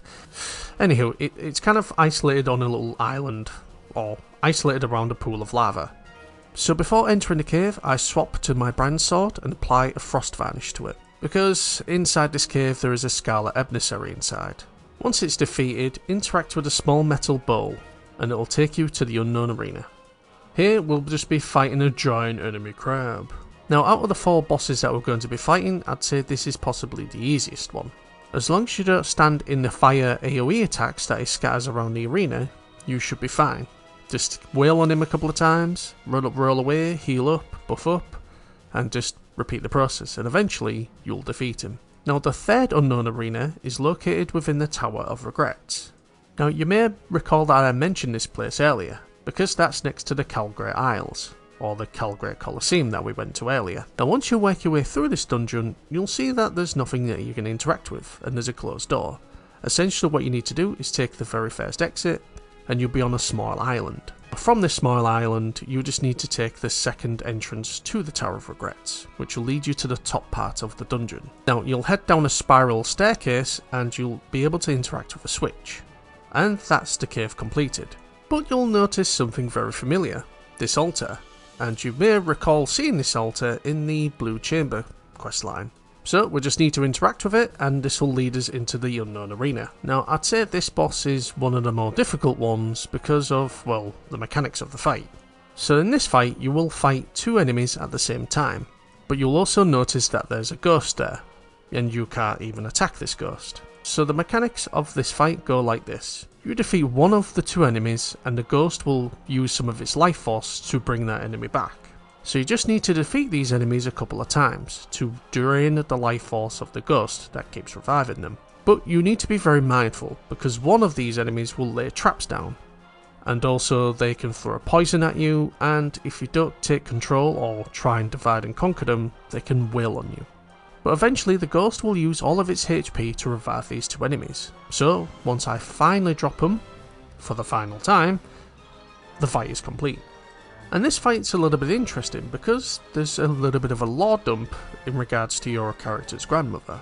And yeah, it's a little bit interesting if you're kind of glued to the lore, but I won't spoil it for you guys because you're here for the trophies. And with the 3rd fight completed, it's time for us to move on to the 4th one. But before I could even tackle the final boss in Caldera, I need to get a specific item. And this particular item is an Ethereal Totemic Lodge. Basically a fancy tent. So I headed to the city of Harmattan because I needed to buy an advanced tent. Once I've purchased the advanced tent, I combined it with a Hackmanite, Ghost Eye and Predator Bones. With all 4 items combined, it gives me the Ethereal Totemic Lodge.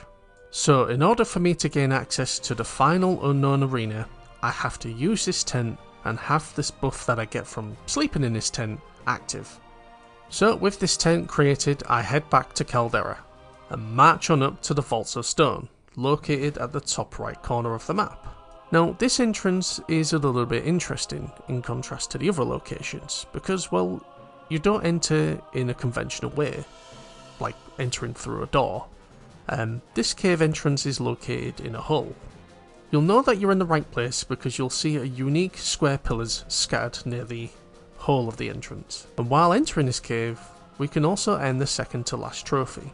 Because well, if you've been paying attention to the trophy count, you realise that we've only unlocked 40 out of the 43 trophies. The first trophy that we're missing is the Absolute Pinnacle for defeating all 4 Caldera bosses, the second one is getting the Platinum, and the third one is This Was a Mistake. It definitely is a mistake considering how long this video is.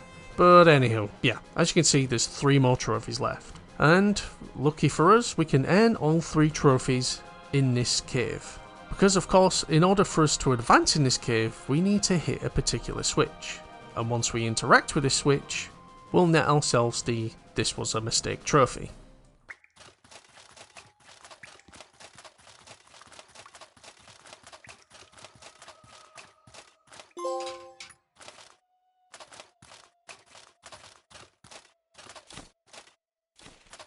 Now you've probably already surmised, but entering this cave is, yeah, it's quite eerie. And once you've hit the switch, all the enemies inside this cave become loose. And yeah, they're a unique enemy and they're pretty creepy. Not to mention they hit a little hard too. As you head deeper into the cave, you'll eventually get to a part where there'll be a puddle of water, or a body of water, and something in the middle of this room. In the middle of this room, you'll see a charred corpse tied to a tree.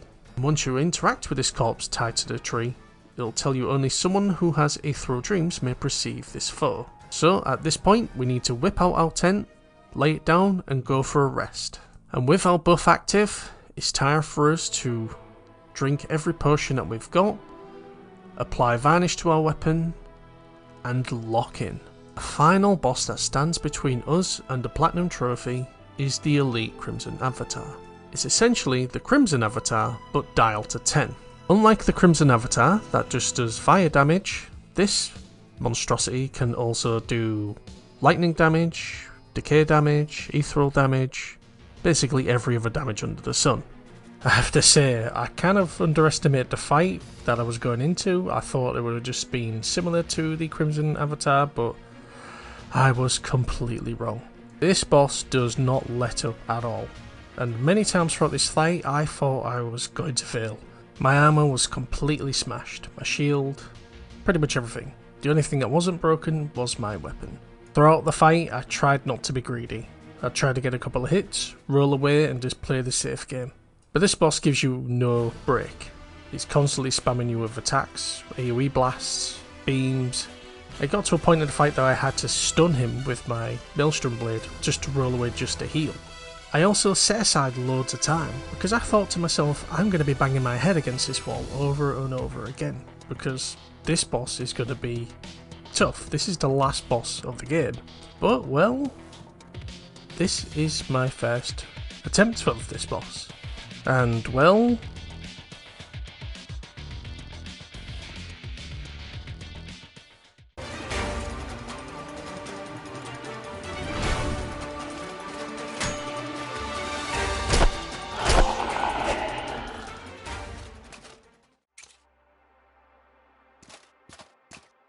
after a grueling 15-minute fight, I finally defeat the Elite Crimson Avatar, netting myself the Absolute Pinnacle trophy, and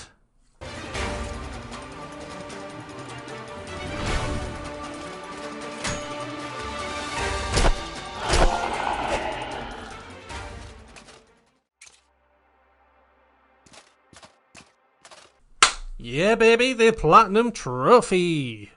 Yeah baby, I'm part of the Elite Club. Whew. Oh my god. Oh, it's took a while, but I finally managed to get all the trophies. Yeah, baby, the 0-1% club. Woo! Just like that, ladies and gentlemen, I netted myself the Platinum Trophy for Outward. It would be an understatement to say this has not been a massive, grueling task to complete, because you're probably looking at the month that I got the Platinum and the month of this video being released. Yes, it's taken me nearly 5 months to do this video, and it's also waned on my YouTube channel because, well, instead of focusing on the content that I created, I kind of focused most of my time on making this video. But it's just something I wanted to create because, well, as I mentioned earlier, I've been a massive fan of this game. And it needed more exposure and it needed more love bringing to the game. And with the second game around the corner, I thought it might bring some more attention to the first game. Secondly, I wanted to talk about 9 Dot Studios being massive fans of the Elder Scrolls series. And of course, if you like my content, and know by now, I'm a huge fan of the Elder Scrolls series. And you, my dear viewer, are possibly a fan of the Elder Scrolls games too. And let me just ask you a quick question. What's the one thing that you wanted in an Elder Scrolls game? No, don't say big-breasted mods. No, come on, be serious. That's right. If you said co-op, you are correct. People have been wanting co-op in an Elder Scrolls game for years. And that is the one thing 9 Dot Studios set out to create. A game that you could play with your friend locally or online. And in order to achieve this, they had to make many sacrifices to the game. Hence why, well, to me, I love the look of the game and the feel of the game, but to some viewers it may be off-putting to the graphics, the design, and the faces and animations and etc, etc. But to me, the design reminds me very close to Morrowind, and kind of how it was rough around the edges but such a shining diamond of a game. So, ultimately, after doing all of this, my main goal is to make you, the player, try this game out. Let's say you're a trophy hunter. Now you know how to get all the trophies in the game. Maybe you played this game before and maybe you died and kind of just put the game aside because you wasn't sure how to even play it. Now you know how to make your character even better and stronger to even conquer the game. Maybe you're a perfectionist, maybe you don't like using glitches and you want to play the game properly and legitimately. Or better yet, maybe you're that player that likes to take shortcuts and glitch. Well, now you know all the glitches you could do within the game. Ladies and gentlemen, thank you so much for watching the video. If you made it to the end, thank you. And yeah, I do apologise that the video is nearly 3+ hours long. And well, who knows? I may see you in Outward too. Thank you so much, and take care.